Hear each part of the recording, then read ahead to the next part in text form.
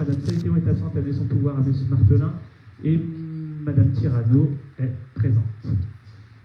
On va passer à l'approbation du compte rendu de la séance du 21 janvier 2025. On n'a pas eu de remontée. Rien de spécial. Et bien écoutez, on va procéder au vote. Qui est contre ce compte rendu?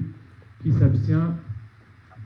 Donc compte rendu accepté à l'unanimité. On va désigner notre secrétaire de séance, qui se porte candidat. Monsieur Martelin est élu, et nommé plutôt, secrétaire de séance. On va commencer par les 4 décisions prises sur le dernier mois.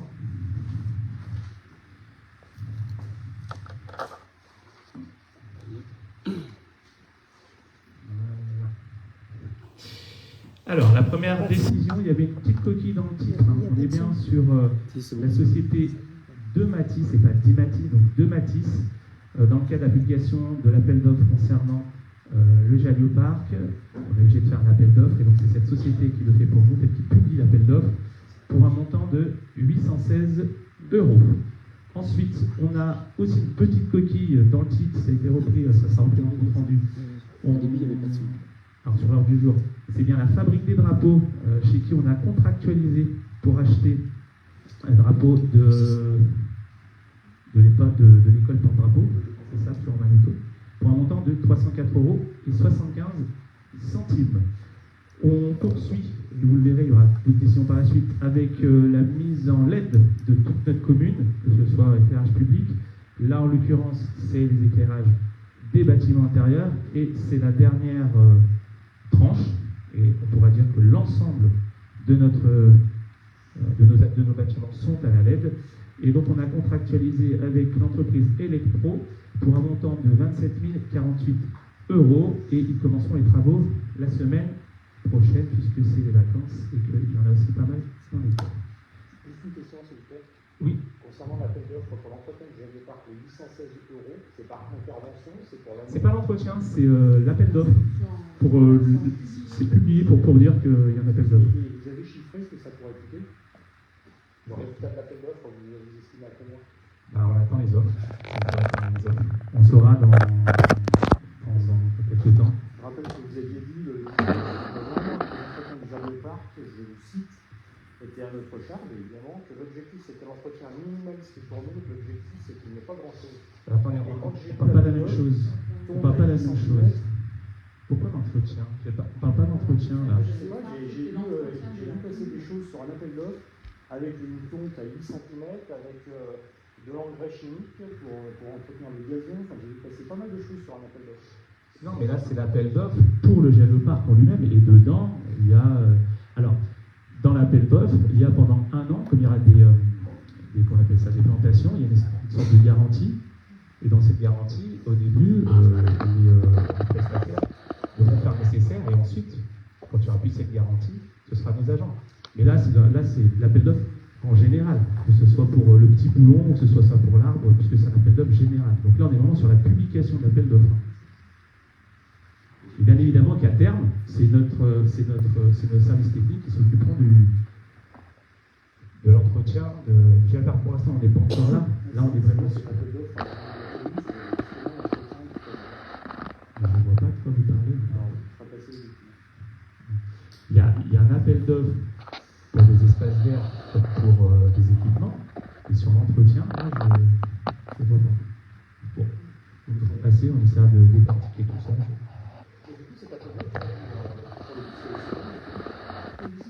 C'est là, c'est ça la plateforme. C'est 800.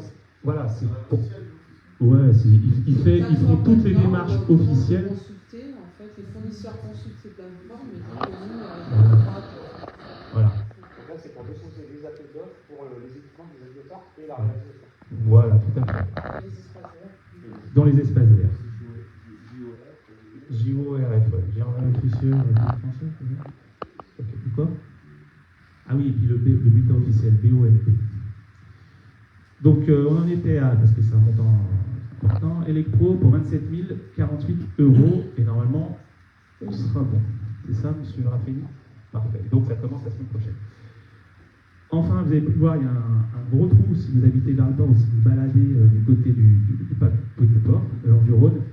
On a la reprise d'un puits perdu pour un montant de 9 307 € et 2 centimes avec la société CTPG. Pour vous la faire courte, le port a été refait, sauf qu'on a des canalisations qui ont subi des dégâts, notamment des racines qui sont venues couper la canalisation. Je ne vais pas vous faire des détails, mais à un moment donné, quand ça pleut vraiment trop, il y a de la stagnation d'eau. Et donc l'objectif, justement, c'est qu'à cet endroit, on puisse évacuer l'eau via un puits perdu. Donc voilà, c'est l'objet des travaux. Alors, on va passer à la... J'ai encore une petite remarque. Oui. Au rayon des décisions concernant l'audit énergétique des bâtiments de la commune, qui a été présenté lors du dernier conseil. Oui. J'ai demandé donc le coût de cet audit, Oui. qui était à 37 000 €. Je suis pratiquement certain qu'il n'y a eu ni délibération pour ces 37 000 €, ni décision du maire. Alors Donc, si on a une décision pour 816 €, je suis très surpris qu'il n'y ait aucune décision pour 37 000 €. Non, en fait, j'allais vous l'expliquer parce qu'il y a une délibération qui concerne la subvention. C'est qu'en fait, cette audit-là, c'est une dépense de fonctionnement et aujourd'hui, tout ce qu'on fait passer en décision, alors déjà on n'est pas obligé, parce qu'en fait c'est au-delà de 40 000 €, mais tout ce qu'on fait passer en investissement, on fait des décisions, tout ce qui est en fonctionnement, on le fait passer, on ne fait rien, parce que ça veut dire que si on achète une baguette de pain, on fait toutes les décisions. Et là, on est d'accord que c'est bien le fonctionnement, c'est une reprise de tout permis. Non, c'est l'investissement. Non, ça fait partie de l'investissement qu'on a voté l'année dernière. Non, c'est l'investissement. C'est l'investissement. Sur le budget d'investissement. Je suis malgré tout très surpris sur le fond. Prenez un micro si vous plaît, Stéphane. Une dépense de 37 000 €. C'est pas le montant, c'est la nature de la dépense. Pour vous la faire courte, en fait, premièrement, on n'est pas obligé, c'est pas une histoire d'obligation non plus, c'est juste que quand on a fait cette demande, elle était au dépourvu, on verra justement, parce que je voulais en parler, on avance un peu. Non, par rapport à la demande. La d'offre est faite en juillet, Oui, mais pour la subvention, en fait, c'est aussi précisé par rapport à la subvention. Mais toujours est-il qu'en fait, on parle de nature des dépenses. C'est du fonctionnement. On n'est pas obligé. Ça veut dire que si jamais on avait passé l'investissement, en effet, on aurait pu faire une décision et on aurait pu le présenter. Si on fait ça, on fait pour tout, en fait. On ne peut pas. On peut pas en fonctionnement. C'est-à-dire que dès qu'on achète quelque chose, voilà. Pour tout, 37 000 €, c'est pas rien. Oui, mais en fait, oui, ok, mais c'est pas, on en parle en conseil, mais c'est pas là, c'est pas une décision en fait. En fait, si on fait une décision, elle sera considérée comme illégale. Et ce qu'on fait, dans les pouvoirs du maire, Concrètement, j'entends bien, mais concrètement, au mois de juillet, dans la première décision, la décision au sens littéral du terme, c'est obligatoire de toute façon, c'est pas une quand décision, c'est vous obligatoire. décidez au mois de juillet de faire un appel d'offres de 37 000 € pour un audit énergétique, ça coûte quand même rien d'informer le conseil municipal et la population pour dire on va faire cette démarche-là. Non mais, Ça me choque. Mais il y a peut-être que moi. non mais vous pouvez être choqué, mais en fait, le dernier conseil, on n'est pas là pour, en conseil municipal, on n'est pas là pour transférer toutes les dépenses de fonctionnement. Certes, mais il a quand même fallu que j'insiste pour obtenir le montant de ces 37 000 € qu'on avait demandé. Mais lors de la toute façon, présentation. ce montant, vous allez l'avoir quoi qu'il arrive, il est passé en conseil, puisqu'on a demandé une subvention en face. Mais c'est déjà fait. On l'a présenté. Mais bien sûr, de toute façon, on n'a pas le choix, c'est obligatoire et on est dragué. Admettons que le conseil, finalement, ait été contre cette. Mais non, mais c'est pas un vote en fait. C'est pas un vote. Et sur le C'est fond, une décision. Sur le fond, pas sur la forme, sur le fond, il y a quand même le conseil municipal est quand même là pour donner son avis. Mais c'est pas un vote. Ce n'est pas un vote, Je vous monsieur parle, Rex. je vous parle pas de la forme, je vous parle du fond. Alors, Sur le fond. vous allez.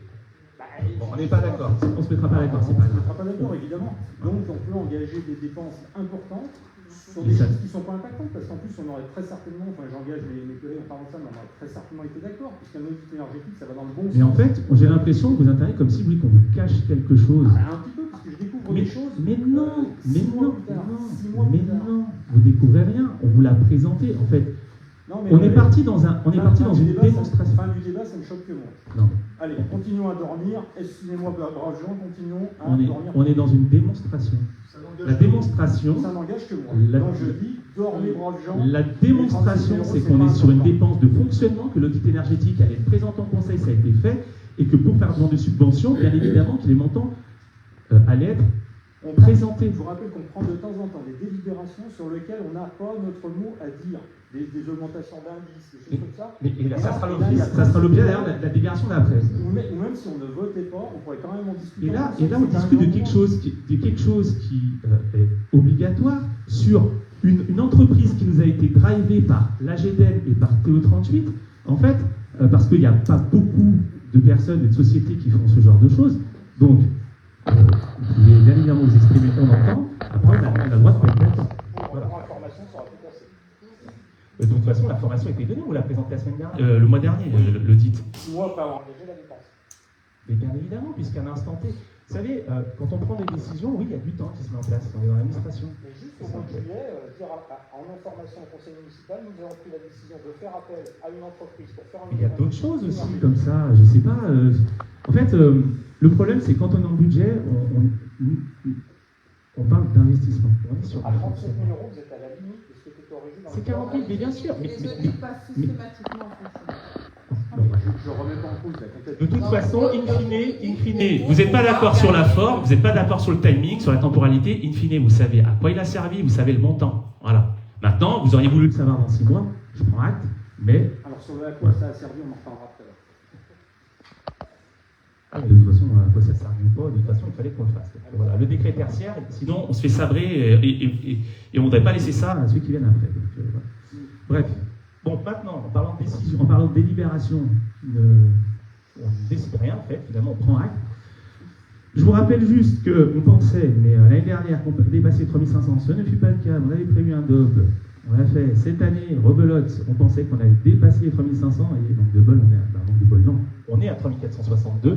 J'ai envie de dire avec un peu de chance, parce que c'est sûr que dès qu'on passe 3500, il y a des choses différentes qui se passent. Et donc, on a quand même acté le fait de faire un DOB. Et donc, je laisse la parole à Madame Nouet, notre adjointe aux finances, qui va nous présenter ce fameux DOB, c'est-à-dire, en fait, c'est un débat d'orientation budgétaire. Elle va nous parler du ROB, du rapport. Voilà. Elle va vous expliquer ça mieux que moi.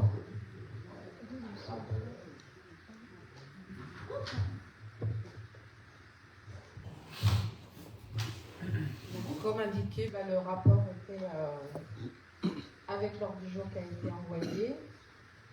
Donc on a fait des petits rappels au début du rapport comme l'année dernière, à quoi il servait. C'est pour alimenter un débat d'orientation budgétaire. Finalement, l'exercice de l'année dernière nous avait permis de mieux structurer et d'avancer sur notre budget. Donc on s'est permis de le refaire, bien que ce ne soit pas une obligation, comme vient de le dire M. le maire. Donc si vous avez des questions, je vous propose de les poser au fur et à mesure de l'avancement de la présentation. Ça nous sera plus simple après pour faire la délibération. Donc on a rappelé aussi ce qu'était un budget communal avec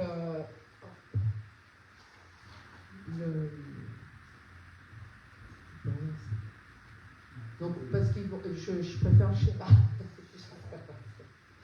Voilà. Sur le schéma, on a bien un côté de dépenses, un côté de recettes et la particularité pour les communes et toutes les collectivités territoriales d'avoir une section de fonctionnement et une section d'investissement. Avec côté fonctionnement, essentiellement les dépenses de personnel, toutes les charges à caractère général, les subventions que l'on verse au CCAS, aux associations, et puis aussi les intérêts que l'on paye pour rembourser nos emprunts. Voilà pour le fonctionnement, sachant que ce fonctionnement en termes de recettes est alimenté par les impôts locaux, les dotations de l'État. Donc je ne vous cache pas que cette année, on se pose encore des petites questions. Et puis, toutes les autres recettes possibles de fonctionnement, par exemple de la cantine, le PE, qui nous fournissent aussi, sont des dépenses qui nous fournissent aussi de recettes.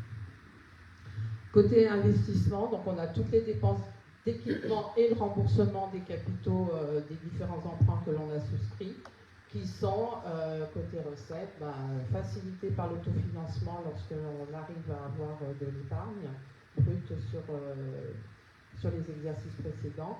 Tout ce qui est subvention, voire participation à des concours pour toucher des aides et bien sûr les emprunts que l'on peut faire.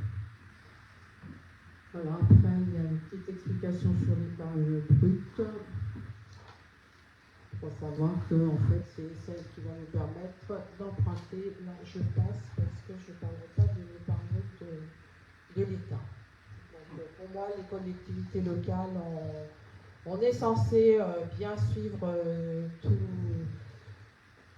toute notre épargne, l'épargne nette et l'épargne brute, mais j'espère que l'État un jour fera de même.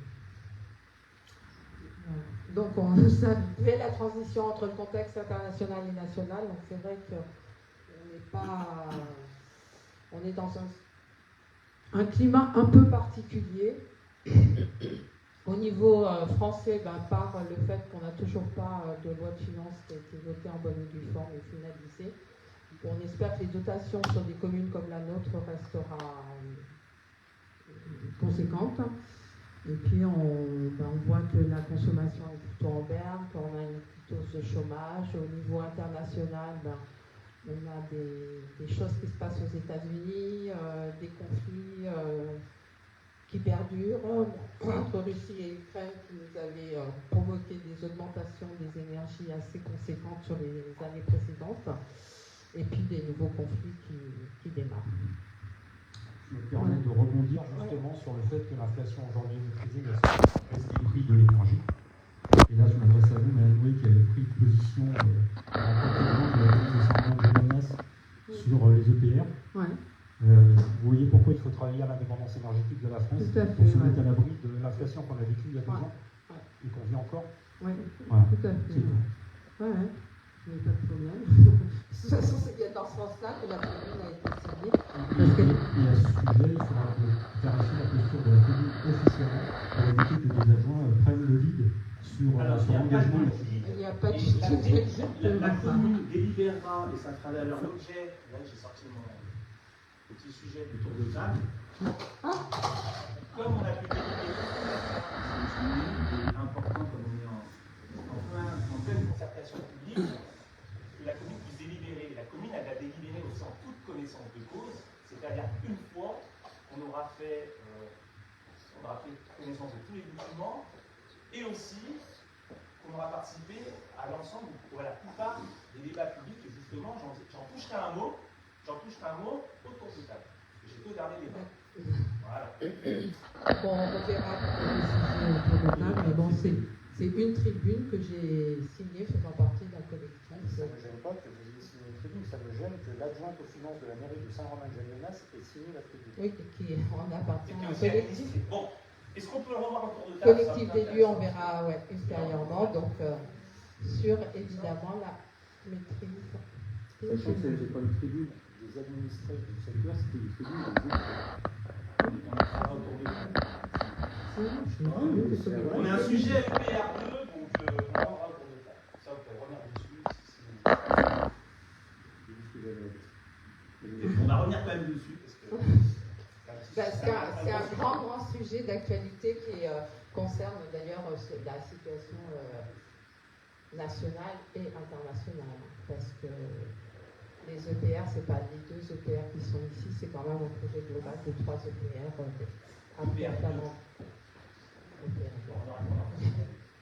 Voilà. Donc, concernant la situation budgétaire de Saint-Romain-de-Jalliennas, donc on a en termes de fonctionnement eu des évolutions de recettes qui restent supérieures aux évolutions de dépenses. Cela nous permet justement de pouvoir mettre un peu de côté d'une année sur l'autre. Voilà. Si vous avez des questions, n'hésitez pas. Ou des éclaircissements. L'effet ciseau, dans l'effet ciseau, il faudrait voir l'impact de la baisse de la masse salariale. Et pour expliquer la baisse de la masse salariale, il serait utile d'avoir sur la même période l'évolution des ETP. Pour savoir si en fait on est sur un effet prix, c'est-à-dire une maîtrise de la masse salariale, au sens de maîtrise budgétaire, ou si on bénéficie juste d'un effet d'aubaine lié à des départs non remplacés. Et donc du coup à des services non apportés à la population. La masse salariale, alors ça, on va en parler Après, budget, juste parce que après. regardez budget à budget, vous avez l'évolution des ETP et des emplois. Alors là, les des emplois. ETP, C'est juste pour préciser, aujourd'hui, par on est à exemple, que là, 3,1. on monte en masse salariale, mais aussi, on va monter en recettes.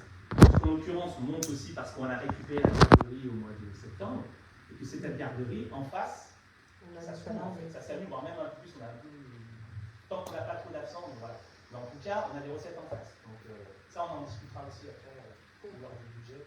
C'est pas étonnant qu'il y ait une hausse, notamment du frais personnel. Des frais personnels et de la proportion des frais Non, personnels moi je suis aussi. pas sur la hausse, je suis plus sur le fait qu'il a été écrit que la masse salariale était bien maîtrisée et qu'elle était plutôt moins forte en termes de hausse qu'ailleurs, on va dire. Mais je dis juste que ça, c'est un effet d'aubaine lié au nombre de départs non remplacés de nos effectifs, notamment des services techniques. On a Il y a des gens qui ne sont pas là pour prendre les payes-pas, mais par contre les services ne sont pas apportés. D'où l'abandon de l'entretien de nos rues durant l'été. Alors, D'accord. C'est un grand sujet, ça aussi, parce qu'on a repris justement une brigade verte. Voilà, on verra à l'occasion du budget 2025. Donc là, c'est vraiment les recettes jusqu'à présent.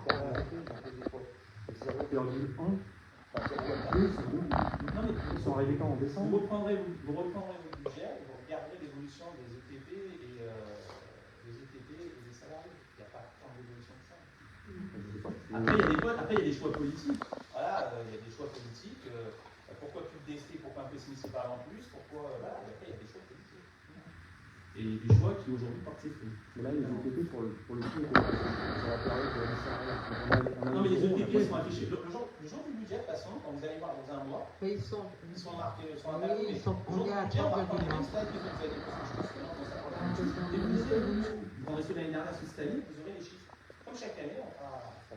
Après, il faut les prendre à une date donnée. Parce que Ça tient compte de la date. Ça tient compte du temps oui, de mais présence. le nombre de TP au 1er janvier 2024 comparé au nombre de TP au 1er janvier 2025, parce que si on le fait au 1er février, c'est pas le même. Donc on les prend à une date donnée. Parce qu'on peut. Vous avez fait aussi l'arrêt des emprunts. Oui, pas sur le fonctionnement.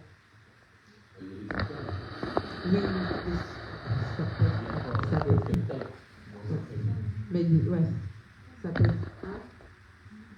Non, mais dans les intérêts, on tourne entre 16 et 20 000 euros sur un budget presque 3 millions. Oui. Non. En fait, sur le terme de pourcentage, ça ne fait pas faire les ciseaux non plus. Donc, sur le fonctionnement. Donc, après, on revient sur les dépenses énergétiques qui, finalement, en 2024, ont moins augmenté que ce qu'on a fait.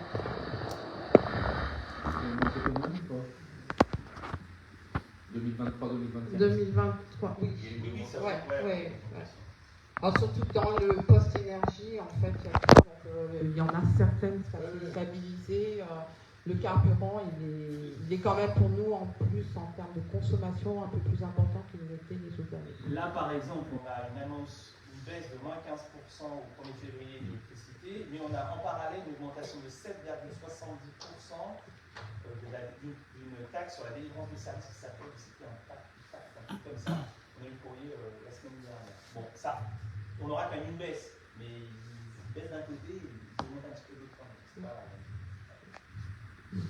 Donc en termes de budget, on avait vraiment monté, puis finalement on s'est aperçu que...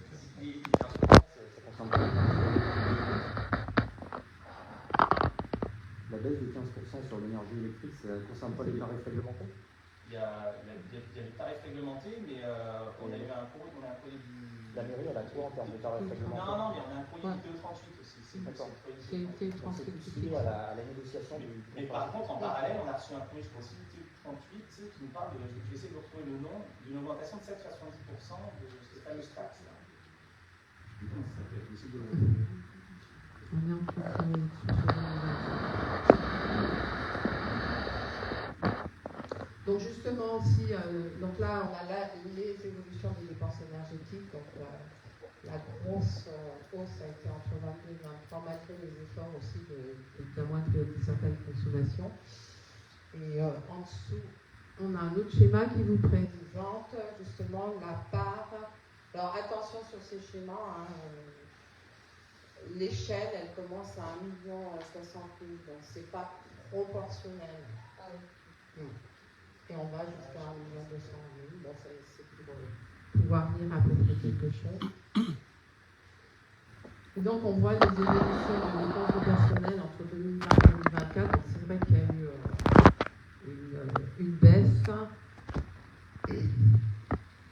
avec une petite augmentation entre 2023 et 2024. C'est la turque, pardon, la taxe, c'est la turque. Sur la distribution. Comment? C'est l'acheminement d'électricité. Voilà, c'est la On a mis l'abonnement. Donc voilà, donc de 7,7% à partir du 1er février 2025. La Turquie. Pardon, j'ai réfléchi à. Elle augmente de 7,7% ou c'est 7,7% qui sont rajoutés? La Turque devrait augmenter de 7,7%. Oui, ça fait pas une augmentation globale de 7,7%. Non, mais voilà. Sur la Turque, d'après ce que ça représente. Juste pour dire que bon, les effets d'annonce comme quoi ça baisse, mais celle-là, le commandement la connaît pas. La Turque, il y a un petit peu de mot à faire avec ça. Donc énergie, on est passé complètement à l'évolution des dépenses du personnel, avec aussi la représentation du pourcentage. Donc c'est vrai qu'en moyenne, collectivité qui tourne autour de 55% dans son fonctionnement en frais de personnel, c'est pas mal. C'est disons que la moyenne. Nous, on reste toujours en dessous, mais on est monté à 50% en 2024. C'est là qu'il manquait les ETP en fait. Alors, on n'a pas l'historique. C'est vrai qu'on aurait pu remettre l'historique. Donc, c'est là qu'on c'est pourrait bien. voir que la baisse est due c'est très certainement à la baisse des Alors là, on ETP. est à 30,1 et l'année dernière. Quand on baisse en effectif, pour toute une entreprise c'est pareil, soit on ne fait pas le service, soit on sous-traite. Donc ce qu'on économise en masse salariale, Après, on le dépasse en l'entretien, il n'y a pas que ça. Je vous rappelle juste qu'on n'a pas et que c'est à chaque fois, quand on recrute, c'est plus de sanctions.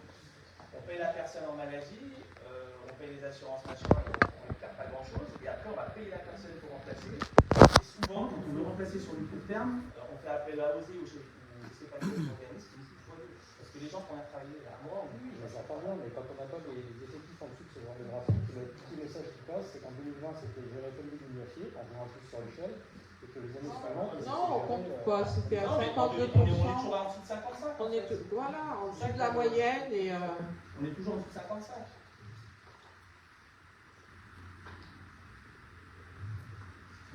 Donc, le but c'est que nous allons mettre De toute façon, ça sera donné la semaine prochaine. oui, on commence toujours, c'est une des premières slides. oui. Voilà, et puis on n'a pas de recours, donc on n'a pas peu de remplacement. Il y a eu un peu moins d'absentéisme en 2024. Voilà pour le personnel. En termes des subventions communales, donc comme il avait été annoncé entre 2023 et 2024, elles sont restées identiques. Il y a un petit chouïa de vitesse qui ne se voit pas sur le schéma, c'est que cette année, alors en 2023, on a changé de trésorière. On dépendait de Crémieux, on dépend maintenant de Bourgoin-Jallieu, de la Tour du Pin, pardon. Et ils sont un peu plus demandeurs sur toutes les dépenses possibles et imaginables. Donc nous, on s'est permis de demander aux associations de donner un minimum, le minimum réglementaire pour pouvoir payer les subventions, à savoir l'état de leur bilan, leur compte de résultats, et puis le dernier PV de leur AG. Alors, au moment du paiement, si c'est l'AG 2023, parce que celle de 2024 allait se faire en septembre ou octobre, ça ne posait aucun souci. Après, ça ne veut pas dire qu'on ne subit pas, parce que Oui. l'association et moi-même faisons la quasi-totale des AG quand on est invité ou quand on est au courant. Ceux qui ne font pas d'AG ou qui nous invitent pas, on ne sait pas ce qui se passe, bah là on est obligé de bloquer. Malheureusement, à Saint-Romain, c'est très rare. Ça, il y a un cas, mais et là, il y a des subventions versées. Voilà. Donc là, on a l'état des emprunts, donc avec les montants qui restent à régler, avec un montant actuel de 1 087 000 Là, on à explique tous rembourser. les intérêts, tous les emprunts et les dates à laquelle Ils ont été c'était remboursé. Moi, Ils j'aimerais ont justement été une pris. explication sur la dernière ligne. Donc là, il Il est fait état de l'acquisition du cabinet médical et du logement de fonction Oui. pour 189 000 euros. Donc je sais très bien à quoi correspondait ce projet d'emprunt à l'époque. Je sais aussi que ce cabinet n'a pas été acquis. Et je voudrais avoir en fait la liste de ce qui a été acheté avec ces 189 000 euros puisque l'emprunt a été levé. Et que normalement, quand on est un particulier, quand on emprunte auprès de sa banque, la banque demande des justificatifs pour débloquer un prêt. Et que là, le justificatif aurait dû être un acte notarié d'acquisition d'un bien immobilier. Donc, qu'est-ce qui a été acheté avec ces 189 000 euros? Et si ça a servi à du fonctionnement, c'est pas très légal. Non, ça sert pas à le fonctionnement.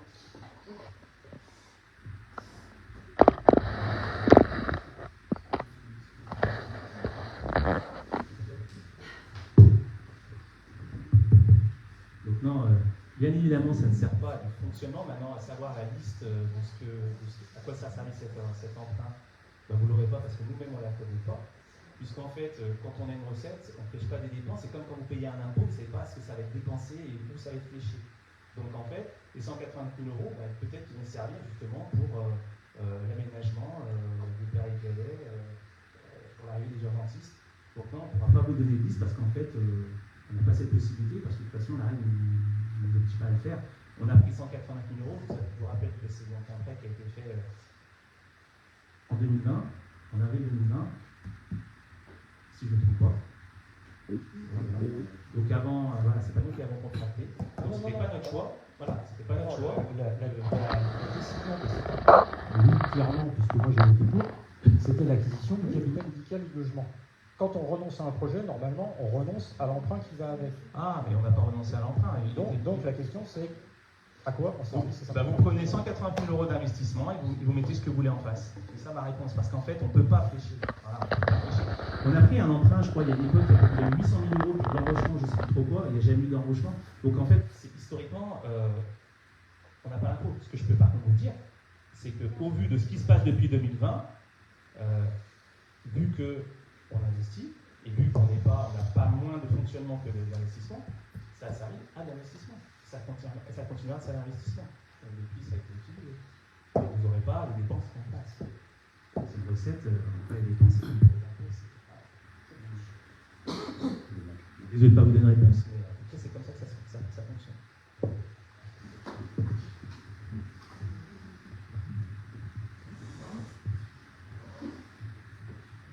Voilà.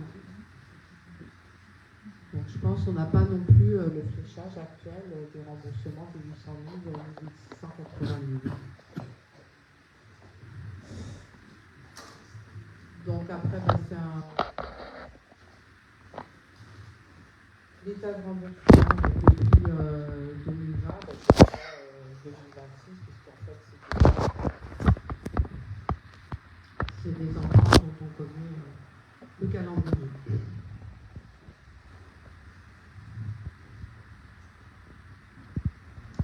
Alors là, c'est le calcul de la capacité de désendettement entre 2019 et 2024. Donc pareil, on a atteint un taux assez faible en 2024. Donc on a amélioré notre capacité de désendettement et on aurait aimé que l'État et les différentes autres collectivités en fassent de même. Bon, là aussi, il faut de même, puisqu'on est sur la fin de l'emprunt de la mairie. Et qu'en fait, derrière nous, ce qu'il y a par le passé, ce qui explique notamment l'endettement à 19,38 euros, c'est que la mairie s'est dotée d'une école, s'est dotée d'une cantine, s'est dotée d'un bâtiment de la mairie, s'est dotée d'infrastructures pour le. Je précise, c'est pas un réquisitoire. Non, je préfère le préciser, les gens équipes n'ont pas forcément tous les tenants et les aboutissants. Donc à un moment donné, la commune s'est dotée d'un certain nombre d'équipements importants pour ses associations, pour ses élèves et pour le fonctionnement des services communaux. Et qu'aujourd'hui, heureusement, on arrive à une période où on est en fin de certains crédits importants et qu'à la limite, Enfin, moi, je ne me réjouis pas d'une capacité d'entêtement aussi faible. Ça veut dire qu'en fait, il n'y a plus de grands projets sur la commune. Une école qui prend l'eau, c'est pas non plus un bon investissement, à mon avis.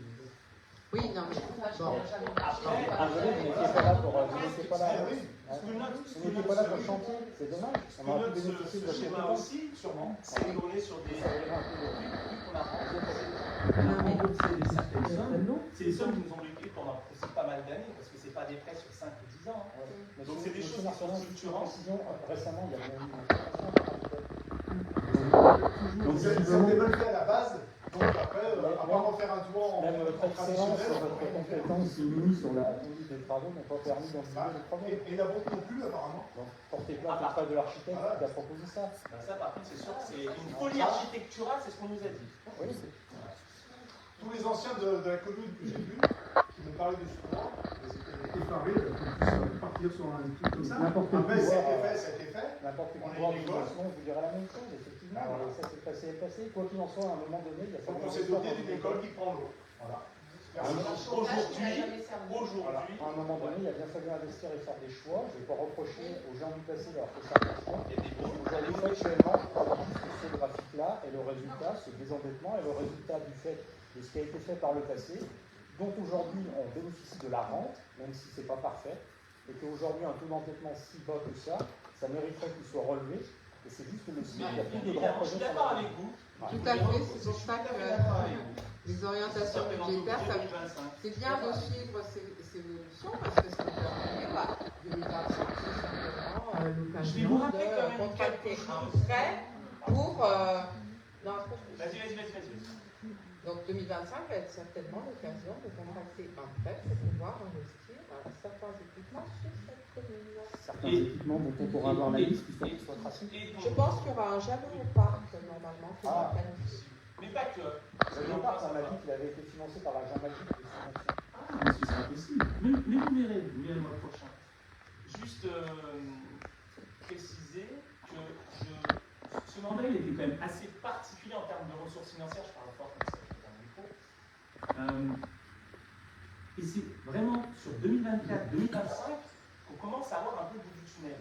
Parce que quand on commence avec le Covid, quand on se prend les crises énergétiques et tout ça, comme l'ensemble des collectivités, permettez-moi de penser, et même encore aujourd'hui on fait attention, de ne pas investir à outrance, parce qu'on est, et même aujourd'hui on ne sait même pas quelles vont être nos recettes. Quand on voit qu'on a des fonds verts, donc on est monts et merveilles, des milliards, et qu'aujourd'hui on ne les a pas, quand on voit que l'État, ils ont près d'un an de retard pour nous rembourser nos subventions, et bien forcément que derrière les investissements, on fait hyper attention.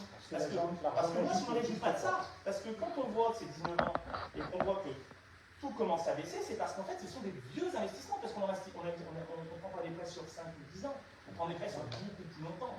Il y a eu des gros prêts qui ont été engagés. Là, on part pas sur des gros prêts. Oui, c'était 25 ans. Ouais, c'était 2000, c'était de 20 ans, c'était 20 ans, c'était 20 ans l'année. Mais voilà, tout ça pour dire qu'aussi, c'est en phase avec ce qui s'est passé depuis 2021 finalement. Enfin, 2021, les bases des taxes foncières ont suivi l'inflation mécaniquement, alors certes avec un décalage d'un an, mais quoi qu'il en soit, pour les communes, ça a été financé. Mais Monsieur Rex, vous êtes aussi censé savoir que ça n'a pas compensé. C'est loin d'avoir compensé. Si ça n'avait pas compensé, on n'aurait pas un effet ciseau inversé comme vous l'avez présenté dans les premiers slides. Ciseaux inversés. Oui, Non, il n'y a pas de ciseaux. Il n'y a pas d'effet ciseaux. Mais parce que ça, c'est une règle budgétaire de base. Il n'y aura pas de ciseaux. En tout cas, si on est bon gestionnaire, on préfère y mettre un peu moins dans certaines dépenses de fonctionnement, maintenir ou baisser un petit peu les investissements pour pouvoir derrière ne pas avoir cet effet ciseaux qui est un effet négatif. Certes. Donc malgré l'inflation et malgré le Covid, on est capable de ne pas avoir l'effet ciseau. Et bien évidemment. Donc pourquoi se plaindre? Mais on se plaint pas. Je me dis juste que depuis 2024, on arrive à voir, alors, on a toujours les guerres, machin, il y a les États-Unis, mais on sait que la crise énergétique, c'est-à-dire qu'elle est derrière nous, voilà, ça a l'air de mieux se passer. Je vous rappelle juste que en 2022, c'était plus 130 000 euros, c'était énorme, plus 130 000 euros. L'année d'après, je crois que c'était 50, et maintenant on est tombé sur des chiffres énormes. Ouais, on a connu au moins équivalent si ce n'est pas supérieur. Mais là, on prépare un budget qu'on va vous présenter dans un mois. Ça se trouve que l'état de 1259 qu'on va vous donner, ou les différentes les fonds de l'État vont être inférieurs, alors que nous on est parti sur les vaches comme l'année dernière, un truc comme ça. Voilà, on ne sait pas en fait. Et on a jusqu'au 15 avril. Et aujourd'hui, il y a un article justement dans Maire Info qui disait quoi? Qui disait que les maires et les équipes municipales devaient répondre à casse-tête chinois et qu'ils se demandaient s'ils n'avaient pas repoussé la date butoir du 15 avril parce que tant qu'on n'a pas les infos de l'État, il y en a certains qui ne peuvent pas y aller. Alors il y a des collectivités qui peuvent le faire pour beaucoup d'argent, beaucoup de recettes, pour beaucoup de trésorerie, comme par exemple la communauté de communes qui a à peu près 20 millions de trésorerie de fonds de roulement, ce qui n'est pas notre cas, on n'est pas à plaindre, mais on ne veut pas non plus sur l'or. Elles peuvent se permettre, et c'est un signal de dire, nous cette année, c'est la communauté de communes, on est trois conseillers communautaires autour de cette table, la communauté de communes dit, je vote mon budget en décembre, pour justement montrer qu'on va continuer à investir. Moi j'ai envie de vous dire, si je n'ai pas les infos de l'État, le budget, ça va être compliqué. Et si les infos de l'État, elles arrivent un peu trop tard, ou si j'ai les infos en off, préfète, sous-préfet, ou en lisant les revues spécialisées comme quoi les dotations vont baisser, peut-être que le conseil du 25 mars, on va le décaler. Parce que si je n'ai pas un chiffre en face, je ne sais pas comment on va faire. Donc certes, on aura la variable d'ajustement, et donc on baissera un certain nombre d'investissements, mais ça dépend, entre moins 50 000 et moins 300 ou 400 000, c'est pas la même. Je vous rappelle juste que par exemple l'année dernière, on a amorti 52 000 € du département en moins. Les départements faisant partie de ces collectivités qui vont se prendre une déduction, je crois que c'est 60 millions de moins là, avec la loi de finances, sauf si modifie un certain nombre de choses, donc forcément qui vont encore moins aider. Je vais vous donner juste un exemple. Il y a certains secteurs où il va y avoir zéro. Je parlais avec notre archéologue du Vernet, on touchera un petit mot dans le budget, où la culture, par exemple, c'est zéro, il n'y a plus aucune aide. Donc l'année prochaine, chaque année, on fait des fouilles archéologiques sur Saint-Romain, il n'y aura plus d'aide de l'État, il s'avère qu'il n'y aura pas d'aide de la communauté de communes, parce que ce n'est pas sa compétence, et il n'y aura plus d'aide du département parce qu'on s'est dit au fond de contrôle. Et ils vont faire ça de partout. Donc là, c'est sur la culture qu'on va dire, c'est pas un exemple, c'est une niche, mais pour nous, ça reste une niche parce que ça concerne quelques associations, mais ça peut être sur n'importe quoi, si vous décidez de baisser de 10%. Donc nous, ça fait un petit peu peur. C'est peut-être pas bien, parce qu'on continue à subventionner à hauteur de 300 000 € des balançoires. Et si toutes les communes de France font ça dans un pays à 3 000 milliards de dettes, il faut peut-être trancher dans le gras. Oui, mais à un moment donné, tout ne se résume pas à serrer la ceinture. À un moment donné, il faut qu'il y ait de la vie. Et la vie des balançoires, c'est de la jeunesse. La jeunesse, c'est la démographie. Si on n'a pas de jeunes dans une commune, la commune, elle est morte. Alors pour la démographie, il vaut mieux des logements avant les balançoires. Mais il n'y aura pas de balançoire. Vous pouvez pas avoir, si vous avez des logements et que vous n'avez pas de balançoire, vous allez avoir des personnes qui vont venir qui n'ont pas un certain âge. Donc en fait, il faut être attractif aussi. Et pour être attractif, il faut des locaux, il faut des équipements qui sont en lien aussi avec toute notre population. Voilà. Donc en tout cas, c'est là-dessus. Nous, on fait le pari de faire aussi des équipements pour les jeunes pour dire on a un jeune couple qui arrive, c'est sympa, il y a une petite terre à côté, elle n'a jamais aussi bien fonctionné. Je vais mettre mon enfant ici à l'école. Ou mon ado va pouvoir taper dans un ballon au-delà du stade de foot qui est fermé, je me rappelle, au public. Voilà. Donc, tout est vu. Après, ça dépend de ce qu'on veut. On peut faire des EHPAD. On peut faire les deux aussi. Il me semble qu'il y a un stade à côté du gymnase qui est pas fermé. Ouais, alors si vous. Ce qui est dommage, c'est que ce stade, beaucoup prennent pour aller faire promener leurs chiens. Donc là, mettre les enfants là-bas, c'est limite quand même. C'est comme dans toutes les rues. Alors, en plus des. Ouais, voilà. On poursuit. On va parler recettes et attractivité. Ça peut en faire partie. Non, parce que la taxe foncière de nos communes reste assez basse. Le taux communal n'a pas été augmenté. Par contre, les taxes ont augmenté parce que je rappelle que la base a augmenté vu qu'elle suivait les indices d'inflation. Donc, taxe foncière, il y a ça, c'est l'augmentation des différences. Les taux d'augmentation des bases. Donc ça, c'est celles qui sont indicées. Donc la grosse surprise a été entre 2023 et 2024, puisque c'était là où l'inflation était au plus haut. L'année dernière, on a eu une augmentation des bases locatives de 3,9%, et cette année, on nous annonce une augmentation de 2%. Donc en termes d'orientation budgétaire, la commune va certainement garder justement le même taux. Donc là, on donne un rappel des taux.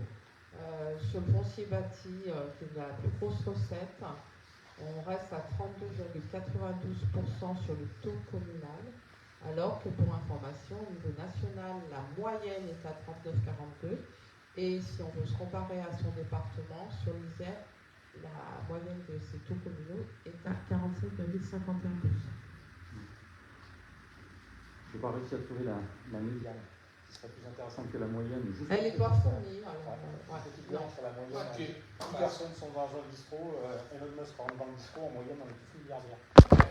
Alors, par contre, on peut dire que ça remonte, mais le taux de taxe foncière, le taux de taxe foncière n'est pas trop Dauphiné sur 47 communes. Et puis, si on était sur une différence de 1 ou 2 points, je veux bien, on est à presque 7 points entre la moyenne nationale. La seule chose qui serait intéressante, c'est de voir sur des communes de la même strate que nous. À peu près dans les 3500 habitants. Ouais. Non, mais On va venir réellement. le débat d'orientation budgétaire, lorsqu'il y a eu le pacte fiscal, financier de solidarité des balcons, il y avait cette histoire de graphe. Ça remonte à quelques étés là.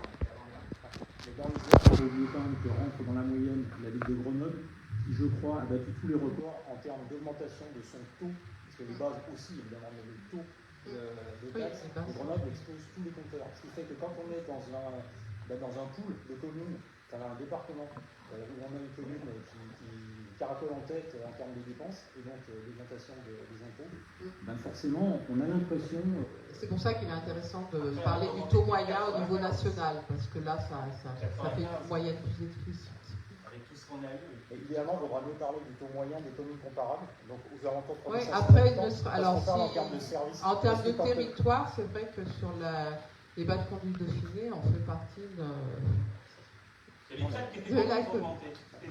Et concrètement, là, dans ce calcul moyen, il y a effectivement Grenoble, mais on compare des communes qui n'ont pas du tout le même niveau de service à la population que ce que peut avoir Saint-Romain. Ce n'est pas une critique, c'est un constat. À Grenoble, il y a un train, il y a des bus, il y a des génies. Non, c'est une information comparative. Le moins cher, je suppose, c'est Saint-Denis. Non, c'est très bien plus. Ah, mais combien de peu, c'est riche. Ah oui, non, mais ils ont d'autres compensations. Mais ça vous dit, il y a une histoire avant. Je comprends pourquoi vous dites ça. Oui. Donc, pour parler des dotations dans les recettes, on espère que la DGF et la DSR vont rester dans la même tendance, parce que c'est vrai que ça, c'est des points positifs. Elles augmentent régulièrement depuis 2020. Alors attention, pareil, là, c'est un schéma qui parle de 195 000. Je ne sais même pas si elles ont repris leur niveau précédent avant qu'il y ait des baisses drastiques de l'État. Après, la question, Ça, c'est la variable d'ajustement. pourtant, la commune se plaint de ne pas avoir des ressources, mais dans toutes les communes de France se plaignent de ne pas avoir assez de ressources. Donc finalement, quand on voit une augmentation de 15% des ressources en 5 ans, j'aimerais bien savoir quel salarié dans cette salle peut se targuer d'avoir 15% d'augmentation sans rien demander, sans rien faire de spécial. On parle de 35 000 euros pour combien de budget de 3 millions d'euros? Et c'est 11% quand même. Ouais, mais 11% par rapport à ce indice-là, mais premier 30 000 sur 3 millions, ça fait toujours 0,001%, c'est ça? Quand un salarié ou une entreprise voit augmenter ses charges via l'inflation qui a plein de phénomènes, elle ne peut pas se permettre en mode de dire je vais augmenter mon chiffre d'affaires. Après, la DGF, elle est calculée, elle a plusieurs critères, et elle peut être beaucoup plus importante. Typiquement, une DGF, elle est liée aussi au taux d'imposition. C'est les deux en plus. C'est DGF et DSR, il y a les deux. C'est-à-dire que c'est assez bizarre, mais vous augmentez vos taxes foncières, vos taxes locales, et ben vous avez des dotations supérieures. Voilà, c'est comme ça. Donc ceux qui taxent beaucoup leur population touchent plus que ceux qui la taxent pas. Parce que Isabelle, il parle d'effort fiscal. Voilà. Nous, on ne fait pas d'effort fiscal. Voilà. Donc c'est assez paradoxal.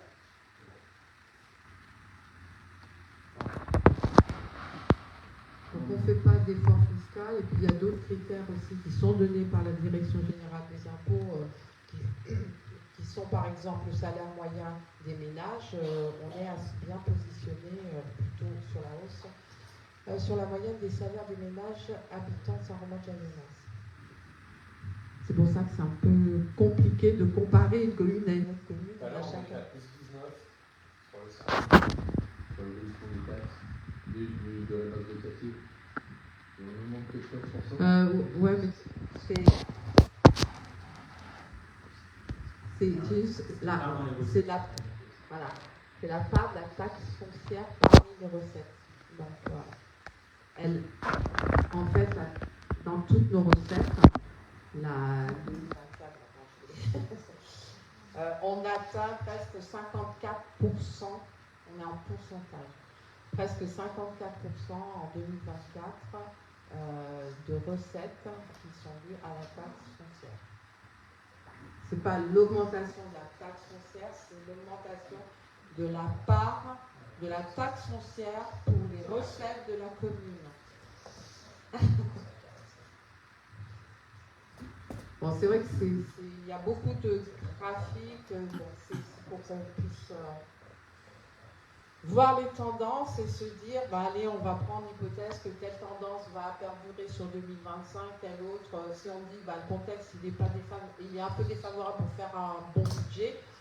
Là, sur les orientations qu'on a aujourd'hui, certes, on a toutes les inquiétudes dont on a fait, mais on est assez serein pour sortir un budget en masse. Par rapport à d'autres.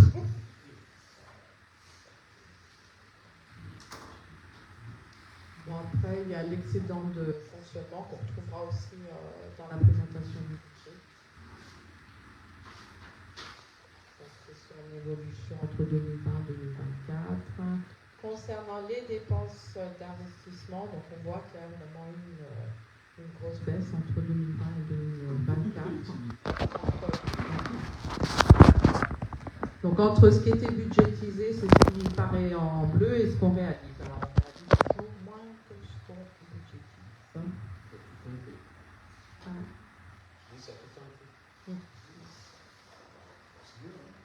Oui, de toute façon, on ne peut pas dépenser ce qu'on va faire. Pas normalement. Les collectivités locales. On va dire. Voilà. Au niveau collectivité locale, en effet, on est tellement compromis que.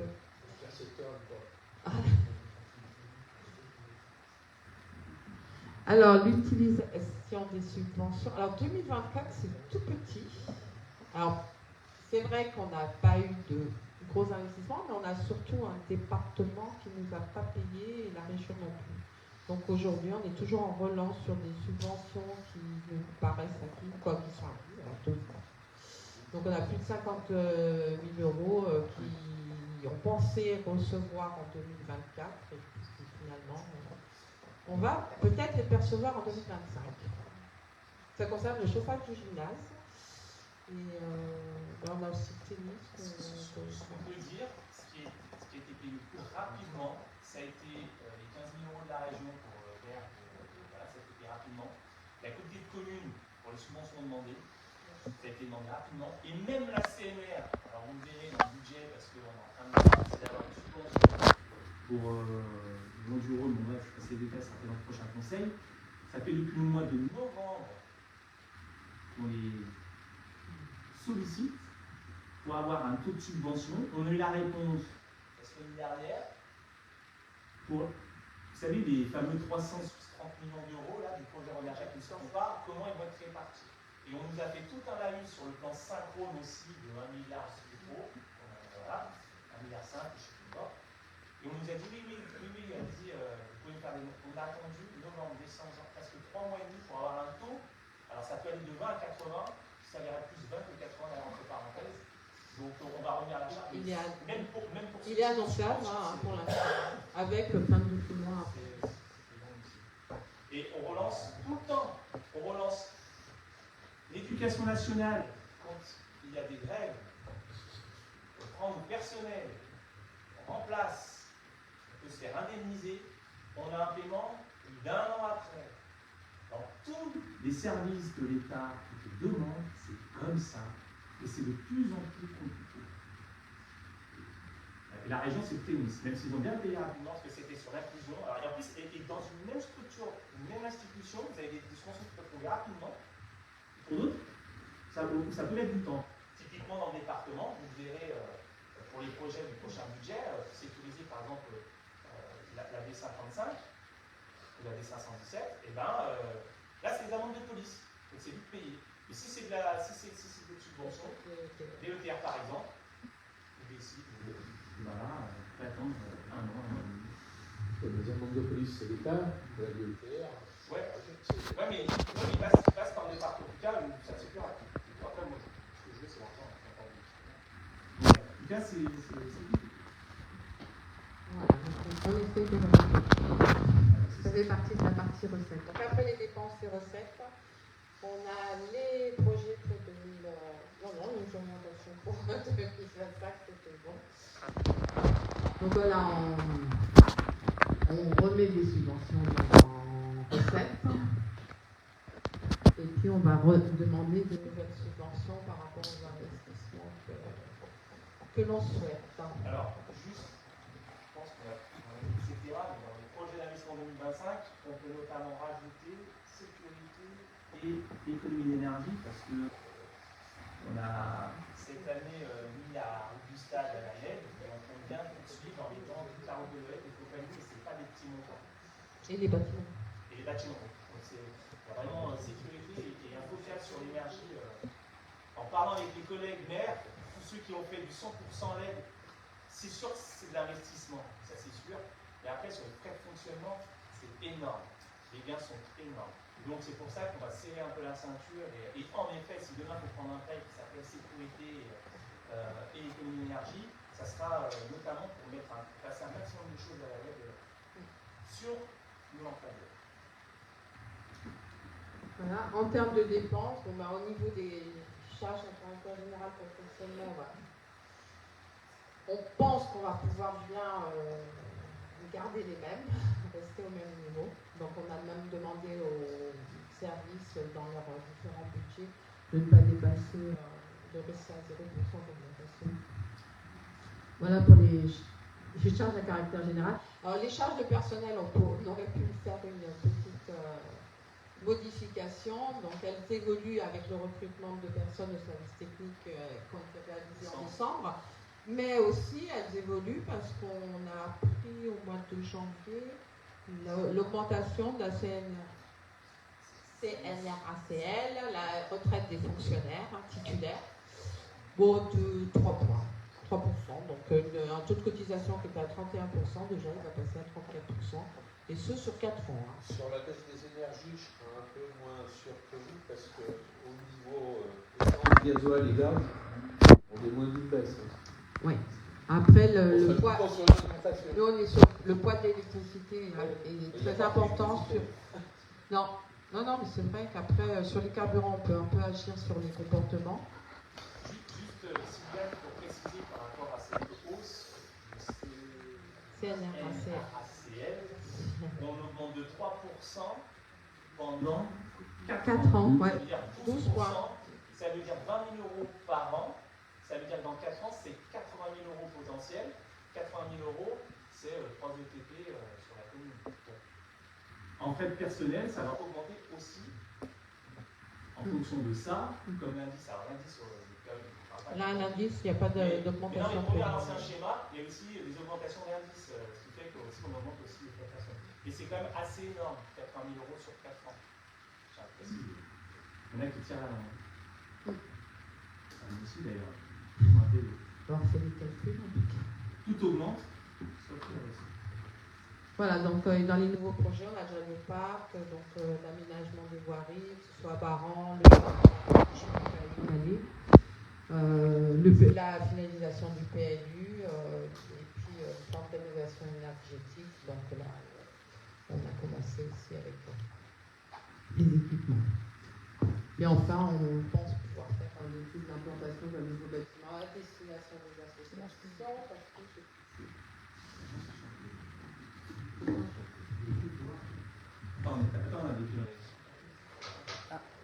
Voilà, donc voilà sur la base du rapport qui a été fait, le débat qui a pu être mené, donc je propose. Sauf si encore des questions. C'est clair. Juste une question, mais je pense que j'ai la réponse. L'étude d'implantation du nouveau bâtiment, par besoin de la réservation foncière qui est faite vers le point de Baran. Le dernier. Le dernier point, étude d'implantation d'un nouveau bâtiment à destination des associations. Là, Ouais, la piscine, c'est ça. Ah oui, là où le département veut mettre la déviation. L'étude d'implantation. Bon, ça va pas. On l'a mis, c'est un projet. après, c'est vraiment en 2026. En 2025, je crois que personne ne pourrait passer 1 euro là-dessus, mais on l'a mis quand même. Ouais, mais on parle bien de ce projet-là à faire. Oui, c'est sûr. Mais bon, on verra, on en parlera tout à l'heure. On a tout le poids à cet endroit-là pour une potentielle déviation, mais je vais en dire un petit mot tout à l'heure. Donc là, on n'est pas sur un vote, on est sur une prise d'acte qui n'a pas comme de valeur, puisque du coup, on est une commune de moins de 3500 habitants. Mais on tenait quand même à vous donner les éléments. Est-ce qu'il y a d'autres personnes qui ont des remarques ou des questions? Non. Bravo, Sylviane. Merci, Sylviane. On dira bravo à le mois prochain. Là, c'est une mise en bouche. Là, ça va être dur. Ok, donc le conseil municipal prend acte de ces informations et des éventuelles réponses aux questions posées.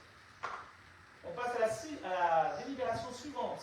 Et madame regarde le micro.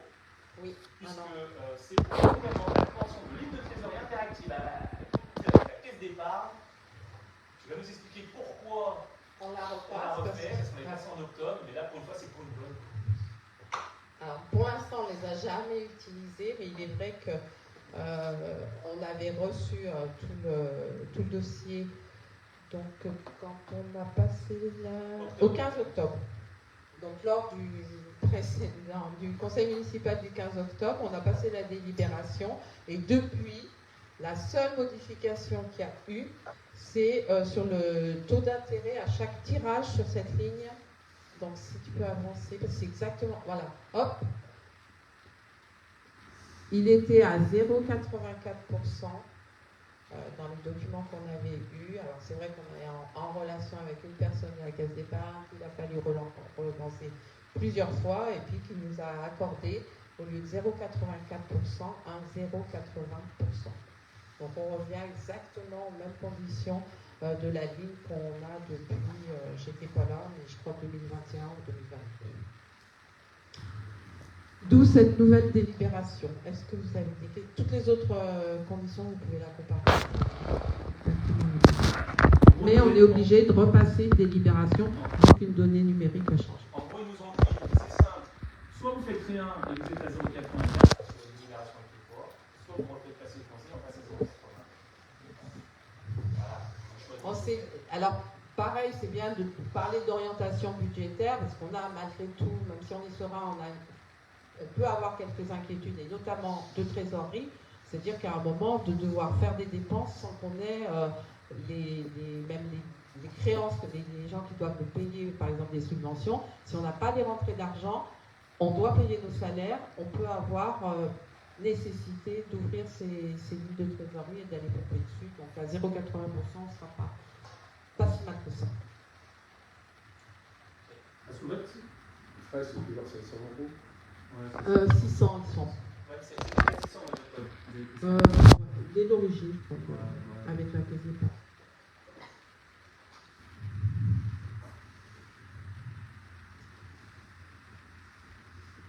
Donc, je vous propose de passer au vote, donc d'annuler la délibération qui a été prise le 15 octobre et d'autoriser le maire à signer ce nouveau contrat de trésorerie et ainsi de procéder au tirage et remboursement relatif à la ligne de trésorerie en cas d'utilisation qui serait nécessaire pour ne pas être dans le rouge.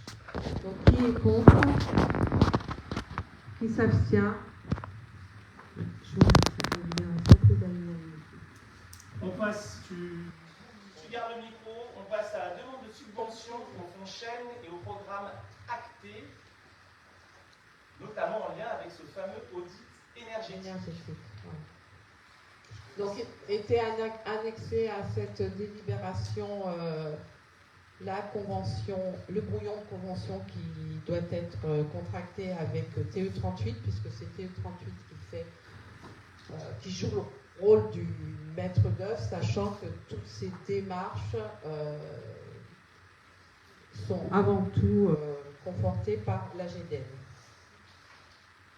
Donc la signature de la convention qui était liée, je ne sais pas si vous avez pu la lire, si vous avez des questions dessus.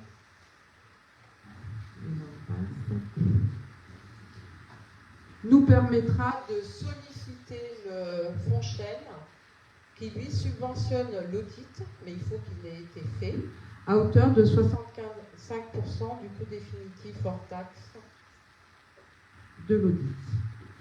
Donc on s'attend à une subvention de 21 726,97 € hors taxe et donc une participation de la commune de 11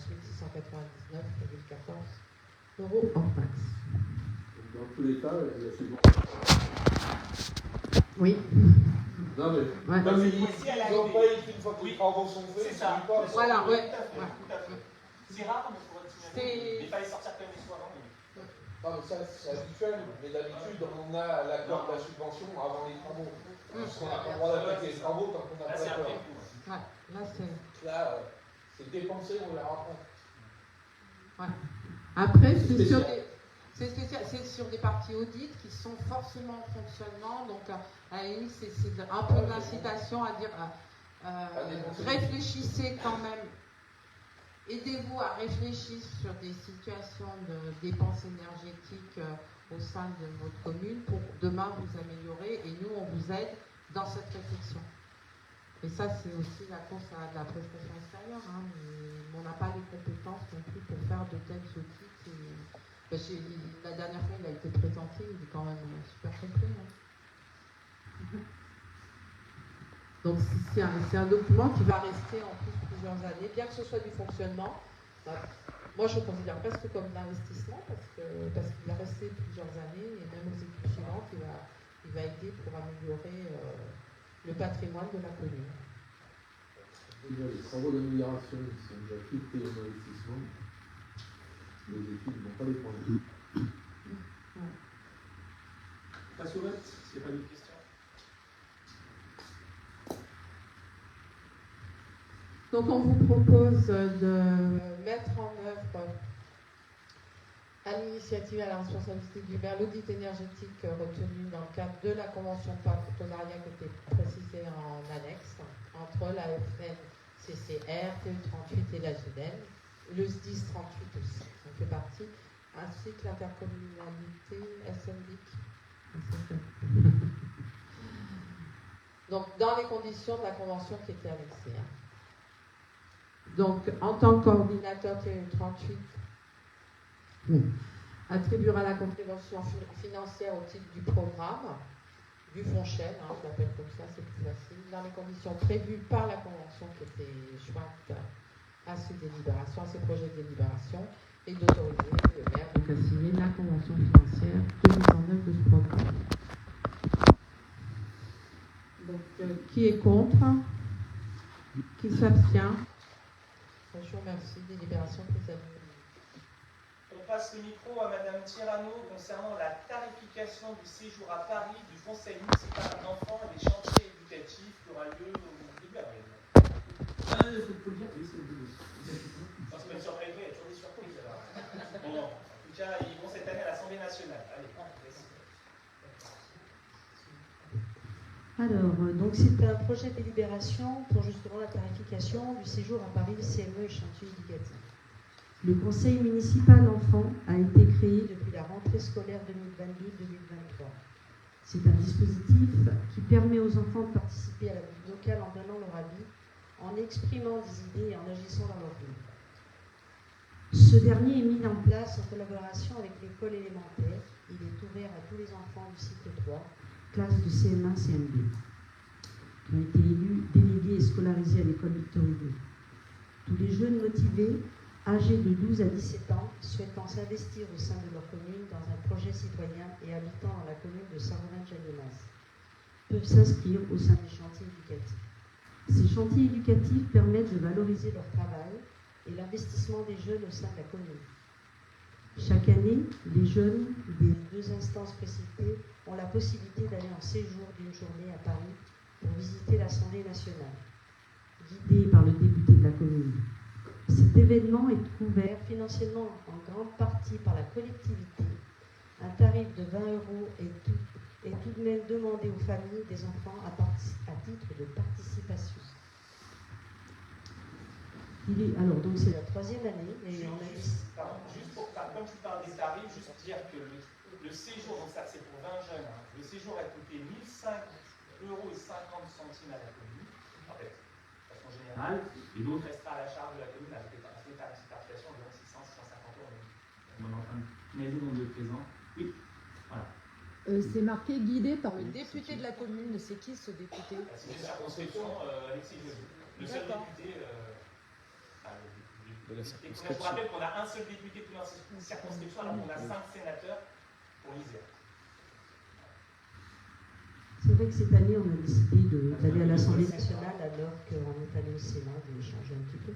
Alors, on a des jeunes qui ont re-signé en chantier éducatif, donc refaire le Sénat une deuxième fois, et à l'Assemblée nationale. Beaucoup plus vivant. Voilà. Le Sénat, c'était vivant. Hein. Ah, les enfants s'expriment. Dans les escaliers, quand ils montaient nous voir, nous dire bonjour, ils étaient contents. Ils n'en auraient pas dit. Mais c'était bien. C'était aussi vivant le Sénat. Il y a autant d'or à l'Assemblée nationale qu'au Sénat. Voilà. Alors, il est proposé au conseil municipal d'appliquer un tarif de 20 € aux enfants membres du conseil municipal enfants et des chantiers éducatifs. Qui est contre? Qui s'abstient? Une abstention. Merci. Ah, c'est à moi. C'est là. Allez, on va parler RH avec la participation de l'employeur à la participation sociale complémentaire pour le maintien de salaire. On n'appelait pas conseil une semaine, c'était pas très clair dans mon esprit. Maintenant, c'est bon, ça l'est. Concrètement, l'employeur, donc la collectivité locale, peut prend en charge une partie des cotisations sociales liées à cette couverture. Et le reste, c'est payé par les salariés. Ce système, en fait, il permet d'assurer un revenu plus proche du salaire habituel en cas d'absence, en complément des indemnités donc, de la Sécu. Auparavant, en fait, on change de système, ça existait, mais auparavant, si vous voulez, il y avait deux modalités. C'était soit la commune payait 15 € pour un agent complet, soit la commune payait 10 € pour un agent non complet. Ça veut dire quoi? Ça veut dire qu'à 34 heures par semaine, vous n'étiez pas à temps complet, et donc la commune payait 10. Maintenant, l'évolution, c'est de dire qu'on fait au prorata, on donne 15 € à tout le monde, et après, c'est proratisé en fonction du nombre d'heures. Donc si vous faites 17h50, et la commune participera qu'à hauteur de 7,50 €. Voilà, c'est juste proratisé, c'est plus simple avec les deux tarifs. C'est une chose qui nous a été aussi remontée par les ressources humaines, et donc on va dans leur sens. C'est ce qui paraît le plus équitable pour tout le monde. Si vous avez des questions? Non. Et donc on va procéder au vote. Alors concernant... du coup, le vote il sert à quoi? Il sert à annuler la délibération prise le 12 novembre 2012 de verser une participation mensuelle de 15 € à tout agent pouvant justifier d'un cercle d'adhésion, oui, parce qu'il faut quand même utiliser un justificatif, à une garantie prévoyance labellisée au prorata de leur temps de travail à compter du 1er avril 2025 et de m'autoriser à signer tout acte afférent. Qui est contre? Qui s'abstient? Une abstention. Je vous remercie. On va passer à la dernière délibération qui s'appelle l'approbation de la déclaration de projet important mise en compatibilité numéro 1 du plan local d'urbanisme. Bon, j'essaie de vous le résumer. Je ne vais pas reprendre l'ensemble des documents que tout le monde a eus, d'accord? Voilà. Bon, concrètement, ça concerne quoi? Ça concerne la possibilité de positionner le cabinet d'urgentiste sur une parcelle agricole située chemin de Péricalais d'environ 4300 m², parce que, pour faire l'histoire, mais parce qu'on en a un actuellement qui est au centre, et du coup, ils veulent se développer parce que tout simplement, ça devient trop petit, et donc ils veulent venir sur un autre endroit. On a utilisé, on a cherché, on a fait plein de choses. Bref, on a acté cette zone-là. Cette zone sera transformée, alors, elle ne sera pas simple de construction, elle sera en zone UEB. Voilà, UEB, ça veut dire quoi? C'est-à-dire que ça reste propriété de la commune. Je tiens à vous rappeler qu'on louera le foncier, on ne vendra pas. On n'a encore rien négocié parce que le projet n'est pas encore sorti. On ne sait pas encore si c'est un bail amphithéotique ou à construction, on verra. In fine, de toute façon, dans les deux cas, tout ce qui est au-dessus pourrait nous appartenir. Bref, je vous rappelle juste que Pourquoi on se précipite? Parce que ça a été les questions qui ont été posées. Pourquoi on se précipite et on n'attend pas la fin de notre PLU? Tout simplement parce que les urgentistes sont appelés de partout et que si on n'y va pas maintenant, on les perd. Voilà, il n'y a pas de débat, il n'y a pas à chercher midi à 14h, on les perd. Bref, donc du coup, il y a eu aussi une enquête publique qui a rendu un avis favorable. Alors sinon, d'abord, il y a eu la rencontre des PPA, il y a eu la rencontre d'un peu tout le monde. On a fait aussi une enquête auprès d'autorités alimentaires, on a fait intervenir des écologues pour regarder s'il n'y avait pas des choses particulières sur site. Enfin, il y a un certain nombre de choses, je ne vais pas revenir de la délibération. Toujours est-il qu'on a rencontré tous les PPA, tout le monde était aligné. Ils ont estimé qu'en effet, la santé était importante et qu'il n'y avait pas forcément de blocage sur le site. Donc, le commissaire enquêteur a relevé 383 avis sur 383 qui étaient d'accord pour qu'on reste sur la commune, qu'il y avait, alors après c'est des avis sur l'implantation, 80% des personnes qui étaient OK sur l'implantation, et il a relevé, donc il a émis un avis favorable, c'était l'enquête publique, mais il a émis 3 réserves. 3 réserves, c'est 1. Modifier le projet et donc permettre une construction partant de chemin Perquelet sur 130 mètres pour qu'il y ait une bande de minimum 20 mètres entre le fond de parcelle et l'exploitation de l'agricultrice qui exploite.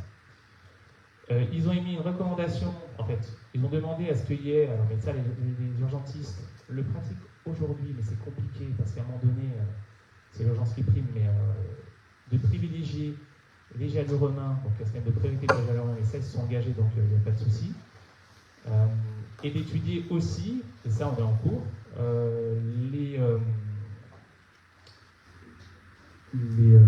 les aménagements pour arriver jusqu'au centre médical, côté D55 et côté D517. Donc là, on est en lien avec le département, on leur a déjà envoyé un premier projet, et moi, je me suis engagé à rencontrer les 4 agriculteurs qui avaient mis des positions au mois de mars, comme l'ensemble alors pas que ceux qui ont signé un document dans l'enquête publique, mais l'ensemble des riverains vers les Calais, pour leur expliquer comment ça va se passer, parce que du coup, ça va se faire en 2 temps. Pareil, courant mars, donc plus fin mars, parce que j'attends quand même le retour du département, et à la limite, peut-être début avril, parce que j'ai rencontré le département la semaine dernière, ils sont un peu à la bourre, ils ont quelqu'un dans leur service qui est malade, donc je ne vais pas rentrer dans les détails, du coup, voilà, je voudrais quand même proposer quelque chose de très concret, mais on sait aujourd'hui à 90% quels vont être les aménagements. Voilà, donc concrètement, ça veut dire quoi? Ça veut dire que cette délibération va permettre demain aux urgentistes de poser un permis de construire. Je vous rappelle juste qu'ils vont mettre des modules.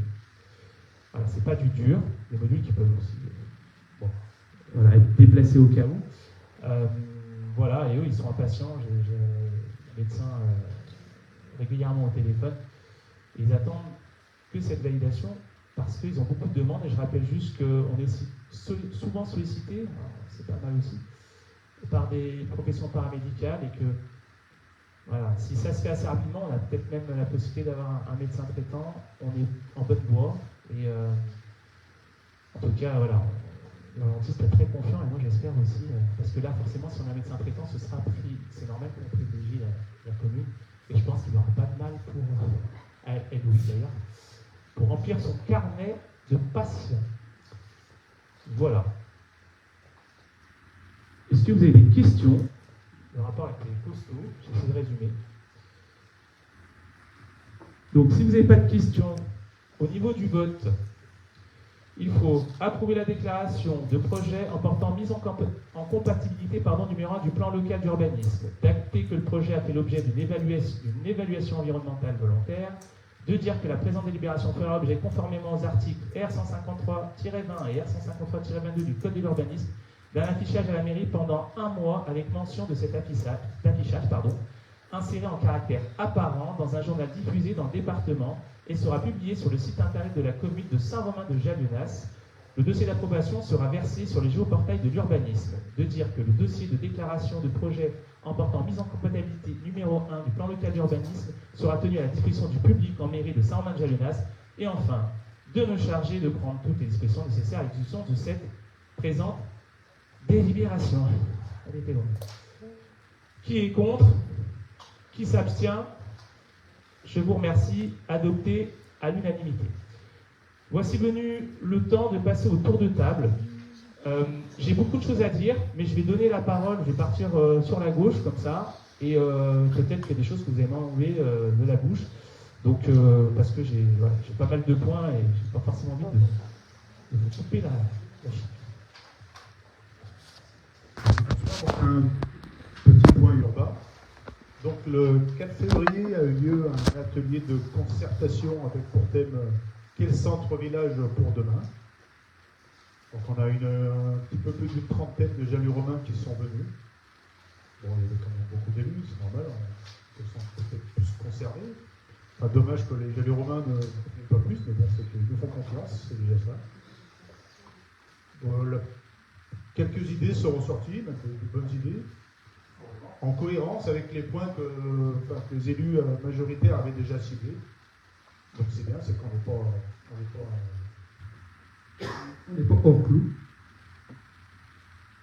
On va reprendre aussi le 5 mars, on va continuer la révision du PLU et on va continuer à édifier le règlement pour chaque jour. Voilà. Question?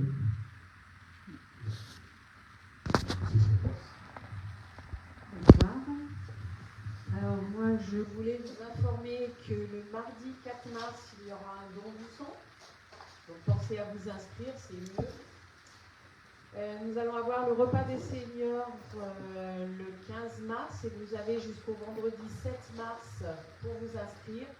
Alors il y a eu un petit bug dans la distribution, elles seront finies demain. Il n'y a plus que, je crois, la rue du stade qui n'a pas été faite, mais demain c'est fini. Bonne nouvelle, on retrouve nos ateliers informatiques, donc ils recommenceront après les vacances le mardi 11 mars.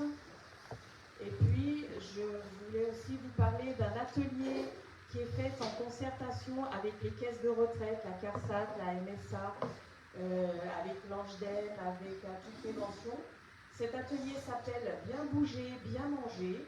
Il se déroulera sur 3 jeudis, donc 3 au mois de mars et 3 au mois d'avril, l'après-midi de 15h à 17h dans cette je ne sais plus, quand je change les salles. Donc n'hésitez pas à téléphoner, cet atelier est pour tous les retraités. Donc si vous êtes à la retraite, si vous avez du temps, venez pour prendre un petit peu des conseils pour bien manger et bien bouger. Voilà, c'est tout pour moi. Bonsoir à tous. Quelques brèves actualités communales à venir. Pour commencer, donc le 22 et 23 février, l'installation du cirque Baron devant le dojo. Toujours le 22 et 23 février, l'atelier Jamine au stade. Le 1er mars, le concours de l'Amical Boule au stade. Le 7 mars, finale concours de boule au stade. Le 15 mars, dans le cadre de la démocratie participative, conseil de quartier Baran, qui se tiendra donc en mairie de 9h à 11h. Le 19 mars, la cérémonie du 19 mars, donc qui concernera tout ce qui est communal, cérémonie donc liée à l'Algérie, Tunisie et Maroc, l'avenir, 1962, sur l'Afrique du Nord. J'invite d'ailleurs ceux qui sont disponibles à venir assister à la remise de distinction à un porte-drapeau, ainsi que la remise du tout nouveau drapeau à l'école de porte-drapeau. Le drapeau a été commandé normalement ce soir par M. le maire en signature, je crois. Ça sera le cas en tout cas. Je dois regarder, mais je crois que ça c'est en signature. Le 22 mars, le concours de secteur de l'Amical Boule au stade. Toujours dans le cadre de la démocratie participative, le conseil de quartier Épinette, en mairie, de 9h à 11h. Ensuite, toujours sur le 22 mars, le brandon du sous des écoles, au hangar blanc. Le 29 mars, toujours démocratie participative, conseil de quartier Le Port, Girondin, en mairie de 10h à midi. Le 4 avril, cette fois, ce sera le conseil de quartier de Passieux, en mairie de 10h à midi. Et pour terminer ces actualités, l'Assemblée générale des Amis du Paillard au Moulin, le 4 avril, bien sûr. Et si vous le voulez bien, ce soir, j'aimerais revenir sur notre pseudo-somnolence évoquée ce soir par un élu, et du coup, notre absence vraisemblablement au débat au conseil municipal. À cette remarque faite, j'aimerais juste vous présenter nos échanges entre élus majoritaires, une fois tous les 15 jours en réunion exécutive, une fois par mois en moyenne en réunion majoritaire, une semaine avant chaque conseil municipal, sans parler des nombreuses heures tenues en mairie à nos postes respectifs. Donc concrètement, préalablement à un conseil municipal, chacun des élus majoritaires a pu s'exprimer sur les décisions et les délibérations qui vous sont présentées en conseil municipal. Comme c'est le cas ce soir, grossièrement, nous ne sommes pas que de simples oui-oui. Voilà. Merci à tous. Merci à toi. Un micro, parce que non, ça va bien. Oui, on entend. On entend parler de projets d'ombrières sur le parking du gymnase. Vous pouvez nous en dire plus? Alors, il n'y a aucun projet d'ombrière sur le parking du gymnase. Je pense que j'ai eu écho. Je pense que c'est lié au dernier conseil où on avait. On en a parlé. On en a parlé. En fait, on avait fait une délibération et que le prestataire, je ne sais plus qui, avait ciblé tel parking, tel parking, tel parking. Et en effet, j'ai reçu un courrier, notamment d'un collectif, que je reçois mercredi d'ailleurs, collectif de Passieux, qui me parle de tout ça. Et en fait, il y a zéro projet aujourd'hui. C'est juste qu'il y a des places qui ont été, un endroit qui a été ciblé, mais ça peut être fait ou pas du tout. Il y a zéro projet. En tout cas, pour 2025, c'est pas prévu. Bonsoir, moi j'ai une petite question. Je m'étonne de l'absence de M. Gian depuis un certain temps et de Mme Saint-Péraud depuis beaucoup plus longtemps. Alors, Monsieur Jean, pas de problème, il a donné son point. Madame Saint-Péraud sera la prochaine conseil. Il s'avère que. Monsieur Jean oui, Monsieur Jean. Alors, en fait, Monsieur Jean, là actuellement, il a que j'ai vu, c'est pas ça, mais bon, bref. Ça, après, on sait tous qu'on a une vie professionnelle et puis plus ou moins chargée. Il s'avère qu'aujourd'hui, mais il n'y a aucune couleur de nécessité, on peut leur demander pourquoi, mais il n'y a aucun problème.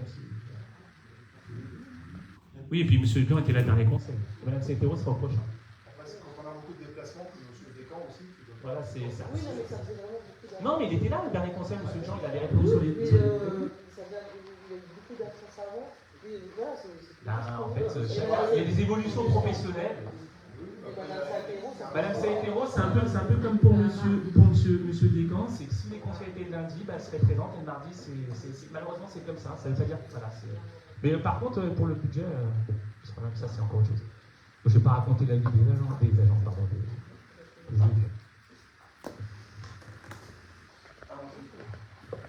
Juste un petit point CCBD, j'ai parcouru les 172 pages du rapport budget 2025 de la CCBD. Je suis assez déçu de voir que Saint-Romain-de-Jallionnès est le grand absent de tout ce qui est présenté, à part une extension possible de l'île de covoiturage. Donc ça ne coûte pas grand-chose, ça, on voit rien. On est complètement absent. Je rappelle que quand même, en termes de poids de la commune, dans les 47 communes, donc on est la 7e commune en nombre de population. Je rappelle qu'il n'y a que 15 communes sur les 47 qui disposent de zones d'activité, mais on en a 2. Et pour autant, Saint-Romain-de-Jallionnès est complètement absent systématiquement. Et je rappelle même que quand on a une ampoule grillée, il faut passer plus d'un an pour obtenir la réparation d'une ampoule grillée dans une zone d'activité. C'est réparé. Alors, ça a pris un an, pratiquement. Alors, vous repreniez les 47 communes et en fait, vous verrez qu'il n'y a pas que Saint-Romain, mais en fait, c'est le budget, c'est pas l'énumération des communes. Ce qu'il y a, c'est qu'il y a des investissements à Saint-Romain, parce que forcément, le mercredi, c'est qui paye, le début, c'est qui paye, l'eau, c'est comme pour tout le monde, il y a des services communs, il y a des compétences. Je vous rappelle juste qu'il y a des choses comme ça qui sont énoncées, qui sont transverses. Par exemple, on ne cite jamais l'économie dans les projets prioritaires, et pourtant l'économie est transverse. Il y a des choix qui ont été faits, notamment ce qu'on appelle avec les ORT, les opérations d'orientation territoriale. Moi, personnellement, je suis en train de travailler sur un projet de faire une aide financière pour les commerces. Il s'avère que ça devait être proposé notamment aux 6 ORT, donc ces 6 plus grosses communes, et que demain, finalement, ce sera tout le monde, et notamment aussi nos commerces, j'attends d'y venir. Mais il faudrait qu'on regarde les 47 communes, mais il y a des choses qui sont faites par les balcons. En tout cas, une chose est sûre, c'est que moi, quand je sollicite les balcons, j'ai quelqu'un au téléphone. Le gros problème que j'ai eu, en effet, lié à un groupe, comme je l'ai dit, c'était cette fameuse zone d'activité. Et là, ça m'a vraiment, pour être poli, ça m'a vraiment fatigué. Et j'ai eu en face de moi des personnes qui ont essayé de trouver toutes les excuses du monde, mais qui étaient plutôt de bonne foi. Maintenant, ça, c'est réglé. Pour le reste, il y a quand même des choses qui sont faites, et surtout des aides quotidiennes. Parce que vous tendez la perche. Après, Alors, juste quand même, même si le montant n'est pas énorme, dans le cadre des Journées olympiques intercommunales des enfants, la CCBD non seulement va s'engager à payer le transport qui va rassembler les 5 communes précédentes qu'on a fait. Les JOIE, c'est déjà 2024, et la session 2025, il y aura encore un besoin de transport qui coûte très cher. La CCBD prendra à sa charge, en tout cas, ce transport. Je rappelle que quand même la CCBD encaisse la recette de Après, ils peuvent aussi investir 15, alors on n'était pas d'accord sur le chiffre, je n'ai pas vérifié, entre 15 et 23 millions d'euros pour faire une piscine intercommunale, mais bon, on n'est pas d'accord non plus, donc ils pourraient investir énormément. On va regarder pour dire ça, ça tout seul le soir, donc ça... Ah, mais si on peut refaire un vote aujourd'hui, hein, parce que derrière... Non, mais je crois que c'est 15. Mais bon, peu importe. 15, oui, c'est le minimum. Non, c'est 7 le minimum. Bon, certains millions d'euros. 7, combien c'était, Marcel? Ouais, 5, non? 5, 4, 5, oui. Vous avez dû rater les étapes. Ah, bah je pense. Avec le bassin d'inox. Je rebondis sur les chèques pour relance de l'économie locale. Ça a fait l'objet de pas mal de publicités, notamment à la sortie du Covid, c'était en 2021, si je me souviens bien, où il avait été parlé d'un budget de 250 000 euros de chèques relance économie locale. On n'a jamais le résultat de ça. J'ai cherché sur le site de la CCBD pour voir combien de chèques avaient été distribués. Tous. Ils ont tous. Alors, on avait. Alors. C'est marrant, c'est les gens Comment Distribuer les dépensés ou pas on était à 80, je crois que de mémoire, je sais plus si c'était 92 ou 96%. Ils ont été vraiment dépensés, ouais. Il n'y a pas de souci. Par contre, ça c'était à l'époque du Covid, donc c'était en effet du one shot. En fait, c'était une reprise. Là, c'est différent. Là, ce qui est dans les tuyaux, ça sera pour le deuxième semestre 2025, parce que voilà, moi j'essaie de porter avec les services économiques. C'est une aide pour les commerçants de centre-bourg, pour notamment tout ce qui est amélioration de leur boutique, accessibilité PMR, transition énergétique. Bref, c'est dans les tuyaux. C'est passé en bureau lundi et on espère que ça va passer dans le conseil premier semestre. Mais non, ça a vraiment porté ses fruits concrètement. C'est 250 000, allez, on va dire peut-être 240 qui ont été. Alors c'était 250 000 euros et 240 qui ont été reversés à l'économie locale. Non, ça a vraiment bien porté ses fruits. C'est fruits, pardon.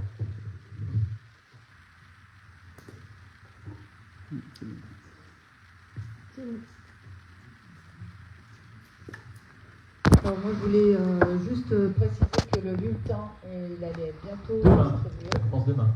Voilà, donc il est arrivé en mairie, il a fallu que les jeunes mettent des petits papiers à l'intérieur, donc il y a eu quand même pas mal de maintenance. Et voilà, vous allez bientôt la voir. Il sera un petit peu plus gros que l'année dernière, et j'espère que vous plaît. Merci.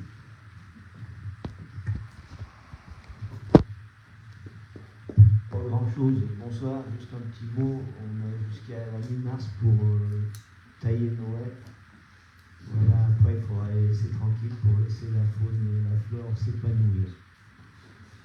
C'est beau, merci. Jusqu'à août? Pardon? Jusqu'à août? Jusqu'à août, jusqu'à fin juillet. Après les agriculteurs auront un calendrier un peu différent, mais il y a une 15 jours d'éclair, quelque chose comme ça. Oui. Non, mais bon, ceux qui savent faire des pièges à frelons, c'est le moment, parce que les rennes sont déjà sorties, donc c'est le moment de les choper. Frelons asiatiques. Oui.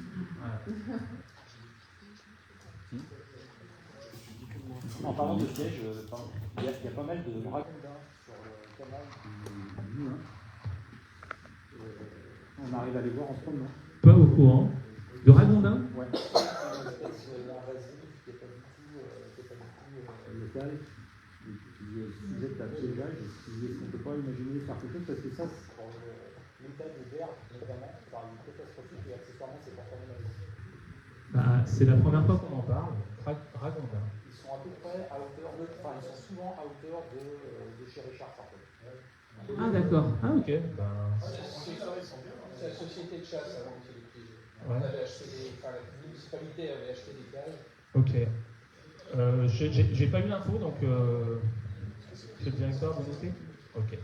Nous, on n'a pas de recommandation. Le canal est curé.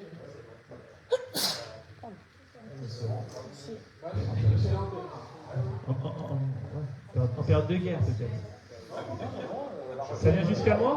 Allez. Bon, j'ai plusieurs informations. Juste vous préciser, j'ai reçu un courrier. Je ne sais plus du département de la préfecture, et notamment de la Bréale, qui donne 7 mois à la déchetterie de Saint-Romain pour se mettre en conformité, en fermeture des portes et notamment sur la gestion des eaux. Donc il va y avoir des travaux, alors c'était prévu, mais il va y avoir des travaux au niveau de la déchetterie. Voilà, ça fera office de travaux. On nous intéresse de se bouger parce que sinon, dans 7 mois, déchetterie Saint-Romain, et il faut savoir que c'est l'une des déchetteries les plus utilisées. Donc voilà. Vous dire aussi que Gestion des eaux de pluie. gestion des eaux de pluie, gestion je ne sais plus exactement comment c'est formulé. Non, mais c'est pas la commune, c'est Interco. Oui, c'est le cyclope. Oui, c'est le cyclope. Oui, c'est pas nous. Oui, c'est le cyclope. C'est une compétence communautaire et c'est le syndicat qui gère. C'est ça, c'est les eaux de ruissellement. Voilà. Oui, parce qu'il n'y a pas de point d'eau sur place. Jérôme, ils vont être obligés de la fermer alors, la déchetterie, pour faire les travaux. Mais toutes les déchetteries ont des problèmes. Oui, il y a un régime qui est couvert, forcément. Ouais, après, c'est comme pour tout. Ils vont peut-être pouvoir faire ça à l'été, par exemple, s'ils restent ouverts que le matin. Non, vraiment, ça sera trop tard. Pardon, c'était une boutade. Oui, je sais pas. Ils vont adapter. Qui avance aussi. Ouais. Juste vous dire aussi que vous avez peut-être pu voir, mais ça a changé de prestataire au niveau des bennes, et c'est désormais l'entreprise qui est située à Trèbes. C'est un groupe Arc-en-Ciel qui gère les bennes. C'est une entreprise que je suis allé visiter et qui est pas mal. Il y a 35-36 millions de chiffres d'affaires par an, et voilà. Donc, changement de prestataire. Les bennes que jettent les déchets. Elles sont toutes bleues, elles sont toutes belles, trop peintes, elles sont. Voilà. Vous expliquez que le chemin piétonne est enfin terminé vers la bibliothèque. Maintenant, tout le monde peut passer. Merci au service technique de l'avoir rendu accessible pour tous. Comme ça, vous évitez de vous faire envahir. C'est agréable avec les poussettes. Juste vous dire aussi que les riverains du lotissement du port ont été consultés concernant la possibilité d'une création d'un sens interdit chemin du port, notamment pour in fine ne plus pouvoir tourner sur la droite quand vous sortez du port et arriver sur le chemin sur le pont de Loyette, parce que pour tourner à droite, il faut braquer et vous passez forcément de l'autre côté, bref. Donc ils ont été consultés, tous n'ont pas répondu, mais tout le monde a eu l'information, et donc un choix a été fait, il sera présenté au port.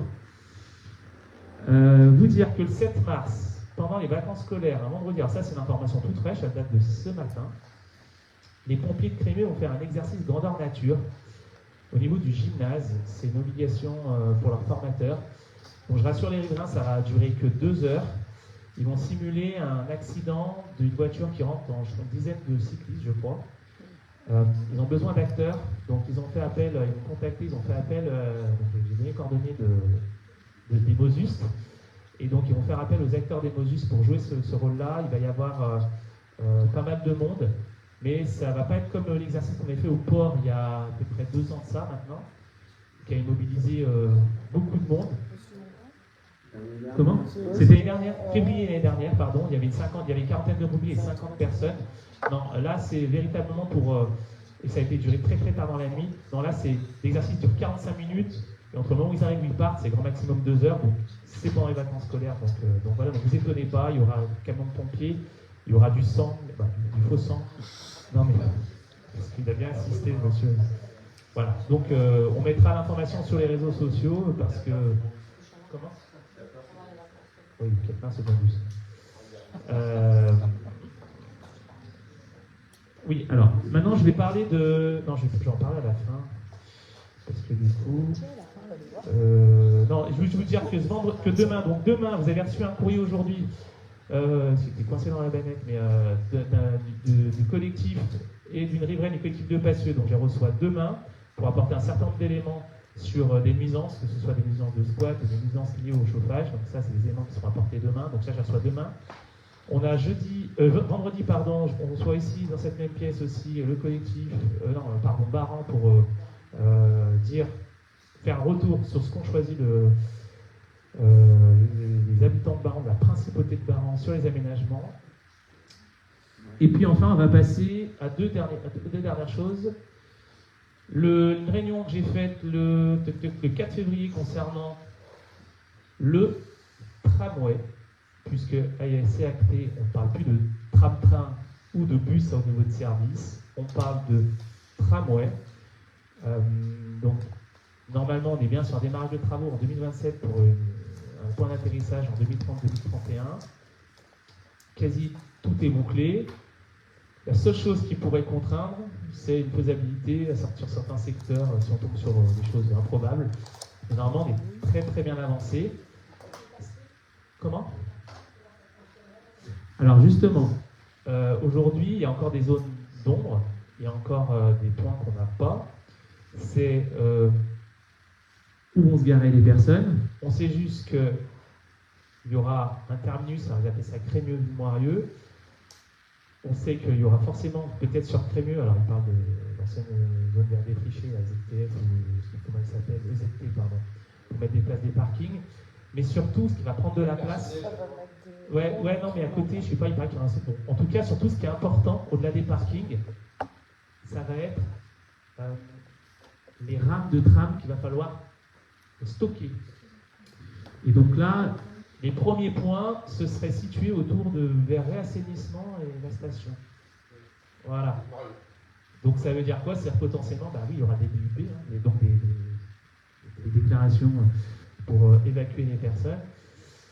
Donc normalement, ça devrait se goupiller et se terminer sur 2025, cette histoire, et poursuite 2026. On a déjà, je l'avais déjà dit, on a déjà des personnes qui sont sur le tracé, qui ont déjà été contactées. Voilà, mais là on est vraiment très proche. Ah oui, très justement, et ça fait une petite transition avec une réunion que j'ai eue avec quelqu'un vendredi, tout le monde ne veut pas de rupture de charge, tout le monde veut que ça soit du direct, on ne veut pas s'amuser, à bouger, machin, voilà. Donc la conséquence d'une rupture de charge, c'est qu'on pourrait passer de 51 minutes à 59 minutes, c'est la rupture de charge. Voilà, et on serait sur les heures de pointe à un tramway toutes les 15 minutes. Donc, je vous rappelle que... Ouais. On nous a dit 15 minutes, on n'a pas précisé, mais si c'est toute la journée, je crois que c'est 2 pointes. Parce qu'en fait, ils ont fait le parallèle avec l'aglo, où l'aglo, ils sont à 8, ils sont en train de passer à 6 et ils veulent passer et de finir à 4. Donc je pense que c'est sur... parce que, tous les quarts d'heure jusqu'à créneau. Possible, en tout cas, voilà. En tout cas, ils parlent de tous les quarts d'heure. Voilà. Et puis, je vais vous parler du dernier sujet. Concernant budget 2, non, concernant Loyette et les EPR 2. Alors juste pour la sémantique, aujourd'hui on a des réacteurs à la centrale, on a des EPR, alors pour vous dire exactement, ce sont des réacteurs à eau pressurisée de troisième, donc des réacteurs à eau pressurisée, donc on a par exemple à Flamanville, et on a les EPR 2, qu'on trouve déjà dans certains endroits de la planète, mais surtout, je prends Finlande et en Chine, mais surtout, c'est ce qu'il y aura à Panly, à Gravelines et à Loyette. Et là, on parle de 3e génération de réacteurs du coup. Bon, on parle de PR2, mais c'est la 3e génération. C'est une petite précision sémantique. On a donc les documents qui sont en lien sur le site. En fait, il y a 2 types de documents. Il y a celui-là, la petite synthèse, et puis il y a le gros pavé. Moi, je vais laisser encore un peu courir au niveau des réunions publiques et des échanges d'informations, et j'organiserai une réunion publique, je pense, fin avril, début mai, à Boire, à Saint-Romain, parce que vous le savez, il n'y a pas de réunion à Saint-Romain. La plus proche, c'était la semaine dernière, donc j'en dirai quelques mots à Loyette.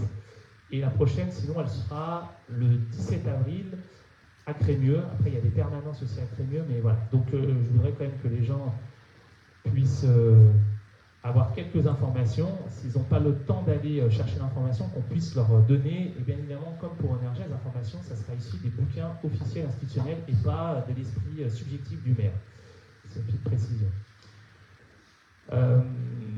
Voilà, donc il y a eu donc ce débat public qui était, je crois, le thème c'est quoi le projet? Donc c'était jeudi dernier à Loyette, il y avait beaucoup de monde, les personnes ont été refusées, il fallait s'inscrire au préalable, même des élus, je ne sais pas, mais la maire d'une grande commune des Balcons a fait une part entrée, parce que oui, la salle était pleine, donc voilà. Finalement, les débats se sont bien tenus. Tout le monde a pu s'exprimer. Voilà, tout ce qui a été dit est là-dedans. À quoi ça sert, les EPR2, où on en est. On a parlé de tout, du visuel, 4 tours, 2 tours. On a parlé de la mobilité. Donc moi, à un moment donné, j'ai pris la parole sur la mobilité, mais aussi le logement, sur ce fameux pic de 8 à 9 000 personnes qu'on pourrait avoir d'ici 2034, 35 maintenant. Des fois 10-33, des fois 10-35, 34-35. Donc tous ces sujets qui sont hyper importants. À ce sujet, je tiens à vous préciser, parce que ça a été fait sur Loyette, donc on a été sollicité, donc Loyette avec aussi un maire qui est favorable aux EPR2, il a été sollicité par l'association SDL pour faire une réunion à la mairie de Loyette. On a aussi été sollicité pour faire la même chose à Saint-Romain. Donc il y aura une date aussi, comme une association pro-nucléaire peut prendre rendez-vous pour pouvoir s'exprimer aussi sur ce sujet-là. Par contre, ce sera facturé forcément, puisque c'est pas une association de chez nous. Donc je tiens à le préciser, la date on ne l'a pas encore connue, on a été sollicité, donc voilà, c'est parti du débat. Pour ma part, j'ai rencontré vendredi M. Draguier. C'est quelqu'un d'important dans ce projet-là. Il représente l'État en région, donc c'est le bras droit de la préfète de région sur ce sujet-là. Et ce monsieur, en fait, il est resté plus de 2 heures dans mon bureau, et on a parlé de tout. Et il avait beaucoup d'éléments sur Saint-Romain. Et on a discuté du pont, donc les fameuses déviations. Et lui, il me dit, non, mais celle-là, déjà, c'est même pas en rêve. Je lui dis, parce que celle-là, c'est la déviation qui passe par le camping. Mais au contraire, il m'a dit, est-ce que votre camping peut accueillir des aires de camping-car? Bon, c'est-à-dire qu'ils ont déjà des aires de camping-car, mais encore plus pour les travailleurs. Bon, il y a ici le camping pour développer, donc j'ai dit, bah, ça, pour aller voir les propriétaires du camping que j'ai rencontrés. Ils ont une politique, certes, de travailleurs, mais aussi, ils veulent garder, ils ont bien précisé, une politique aussi de favoriser le tourisme et donc d'avoir encore des emplacements pour les touristes. Quand on vient à Saint-Romain, il n'y a pas de piscine, on vient pour de la nature. Il y a beaucoup de choses qui passent. Et c'est aussi leur image de marque. Donc peut-être qu'ils ne voudront pas forcément que tout leur espace vert soit transformé en place de parking. Donc je n'ai pas encore l'occasion de leur dire, parce que je les ai vus mercredi il y a 10 jours, 15 jours. Mais je vais les contacter là, cette semaine pour leur faire des retours du SGAR, donc de M. Gravier. Oui, et oui, voilà, quand on vient en camping, c'est pour la tranquillité. On a parlé discuter, je crois, en conseil, je ne sais pas, on ne fait pas conseil, du potentiel de logement qu'il pourrait y avoir sur le territoire, sur le secteur, des places de parking. Donc ils ont ciblé par exemple des terrains de Saint-Romain, mais à Tigneux, en face du projet de carrière. Donc voilà, donc il est forcément favorable au pont. Alors lui, il est favorable au scénario G. Voilà. Bon, il servira. Le problème, c'est que le scénario G, alors pour ceux qui ne savent pas scénario G, c'est celui qui part de Anton et qui passe au-dessus de Loyette et qui arrive à la centrale. Mais forcément, celui-là, il ne permet pas de régler le problème de ceux qui viennent de Saint-Quentin-Faladier. Donc une petite parenthèse. On a aussi parlé forcément des carrières, et que même si beaucoup de choses sont construites sur place, forcément l'État, est favorable pour que les carrières autour rapides, dans l'approche, dont celle de Tigneux. Alors ils pensaient que c'était celle de Tigneux, mais j'ai dit oui, c'est à Tigneux, mais ça nous appartient, donc c'est à Saint-Romain. puisse produire des granulats. Mais voilà, on a balayé un certain nombre de sujets. Voilà. Tous les sujets, finalement, qu'il y a ici. Et puis, bien évidemment, notre positionnement. Donc, j'ai dit notre positionnement, il va se faire en conseil municipal, en vote, comme pour Energia. Mais voilà. On va laisser passer le prochain conseil, parce que je crois qu'il y a un petit sujet qui s'appelle le budget, et après on va aller avec pourquoi pas. Voilà. J'ai fait le tour.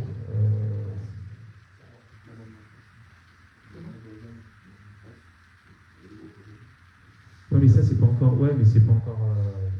Le problème du ZAN, alors zéro artificialisation nette, c'est que j'insiste, ça vient de la bouche de la préfète de région. Pour ce type de projet, bizarrement, c'est même plus la commune, c'est le préfet qui prend la main. Donc le ZAN. Voilà.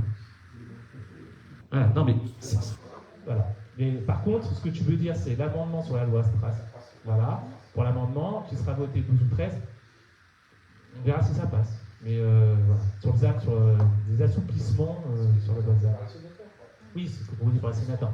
Mais, alors le problème des amendements. Non, parce qu'en fait, on est allé à une réunion, je ne sais plus où, je sais plus où. Bon, bref, pour un sénateur, là c'était les sénateurs, et là, un peu comme la dernière fois, Sophie, vous êtes allé voir un sénateur. Et le problème des sénateurs, c'est que vous recevez toutes les semaines des courriers des sénateurs pour dire on est là-dessus, vous lisez, on a proposé ça, il y a un amendement et tout, et à la fin, on attend le vote de l'Assemblée, on attend. Alors, en fait, à la fin, il y en a un sur 100 qui passe, quoi. Donc on ne va pas s'emballer, mais oui, c'est peut-être une bonne idée, et en effet, il faut que derrière, ce soit voté, et au Sénat et à l'Assemblée nationale. Oui, ah oui, mais bien sûr, le ZAN, ça touche forcément le classique. Oui. Monsieur Gravier, vous disiez que ça ferait le tracé G, mais il a étayé sa fonction Non, mais parce qu'en fait, il a juste supputé, en regardant les autres déviations, là où ça peut poser le moins de problèmes. Mais il n'a pas forcément l'historique, et surtout ce qu'il a fait, M. Gravier, c'est qu'il a écouté la réunion qui a eu lieu il y a un mois peut-être maintenant, que le président de la communauté de communes des Balcons était favorable à ce tracé, il y a aussi maire de Lerieux, commune riveraine, que le maire de Saint-Romain était aussi plutôt favorable à ce tracé, mais pas que celui-là, mais voilà. Et surtout, que le président de la Lisette, qui protège l'agglomération pontoise, était aussi favorable. Bon, bizarrement, il paraît que le président du département disait que ce même président de la Lisette était, il y a 30 ans, soi-disant, était contre, mais maintenant, aujourd'hui, il est pour. Bon, bref. Donc lui, il s'est dit, oulala, au niveau local, l'État aujourd'hui, quand même, à l'écoute de ce qui se passe au niveau local, et de ce qui se passe au niveau des populations et des politiques locaux. Et donc lui, il s'est dit, de toute façon, c'est simple, c'est déjà les 3 personnes qui sont concernées, les 3 collectivités, plusieurs collectivités sont d'accord, et que ça ne pose pas de problème, on y va. Mais sinon, il n'a pas pu s'étayer ça. De toute façon, ce qui va faire foi, c'est le trafic. Combien il y en a qui viennent du sud, de l'est, de l'ouest? Non, alors, il les a pas. Il les a, mais il les a pas. Parce que je lui ai dit que je les avais vus, oui, il y a une étude. La région a fait des comptages il n'y a pas si longtemps. Oui, on fait oui. Mais et le département les a. Oui. Mais de Villette, oui. Mais nous. Oui, mais. Villette Canton, il y a eu des comptages. Oui. C'est pas d'où ça vient, c'est l'entonnoir qu'on va y non, mais ce qui sort de la rocade au niveau de Villette Canton, mais de toute façon, ils nous ont dit qu'ils n'avaient pas les études, mais ils les ont. Moi, je les ai vus de mes propres yeux. Enfin, j'ai lu à l'envers une étude du président Barbier. Les chiffres qu'on n'a peut-être pas, c'est ce qui descend du plateau.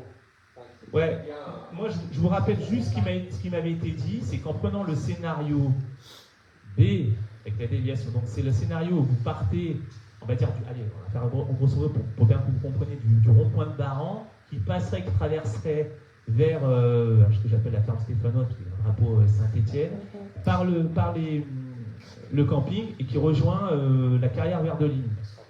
Non mais elle passera pas, c'est celle justement, voilà. Mais là, il y avait un comptage là-dessus, et en faisant ce projet-là, et sauf qu'ils ne m'ont jamais dit en public, moi il m'a dit, ouais, je l'ai vu écrit, c'était moins 47% de circulation pour Loyette et moins 3% pour Saint-Romain. Voilà, donc ils ont voilà. Bon, parenthèse fermée, je vous rappelle juste que la décision du pont, c'était lié c'est lié à ce qui était fait en février 2024 ou 2023, je ne sais plus trop, là où on a redit que le pont de Loyette il y a eu 14 300 personnes. Si, non, mais si, il y a eu une étude, si, on l'a mis sur les réseaux. Oui, si, on l'a eu, non, on l'a eu, mais on n'a jamais eu les chiffres estimés. On n'a jamais eu les chiffres. Si, il y a eu un comptage. Oui, voilà. Et en fait, c'est ce qu'avait dit, qu'il y avait 14 300 véhicules qui passaient à Lannion, 14 300 véhicules qui passaient à Loyette, mais qu'avec le pont de Loyette, qui pouvait accepter les convois exceptionnels de près de 90 tonnes. Voilà. Je vous rappelle juste pour l'enquête publique qu'il y a une concertation et vous pouvez parler de tout. Vous pouvez partir de pour ou contre le nucléaire, de qu'est-ce que va devenir demain Saint-Romain avec les logements, de où va se trouver le pont, voilà, de 2 tours ou 4 tours, bref, c'est le moment. Voilà, allez, j'en ai terminé. Le conseil est levé. Le prochain conseil, donc la séance est levée, pardon. Le prochain conseil a lieu le mardi 25 mars de mémoire. Voilà. On va rester sur cette date. À une exception près, c'est si jamais, genre, 1 ou 2 jours avant, on se retrouve, ou même, j'ai dire même une semaine avant, on se retrouve avec des chiffres de l'État qui sont complètement hors sol par rapport à ce qu'on a prévu, c'est-à-dire basés sur ce qu'on a fait les dernières années, ça permettra peut-être de le décaler. Mais normalement, ça devrait être bon. Voilà, on éteint la caméra, on va demander au public si le public veut prendre la parole.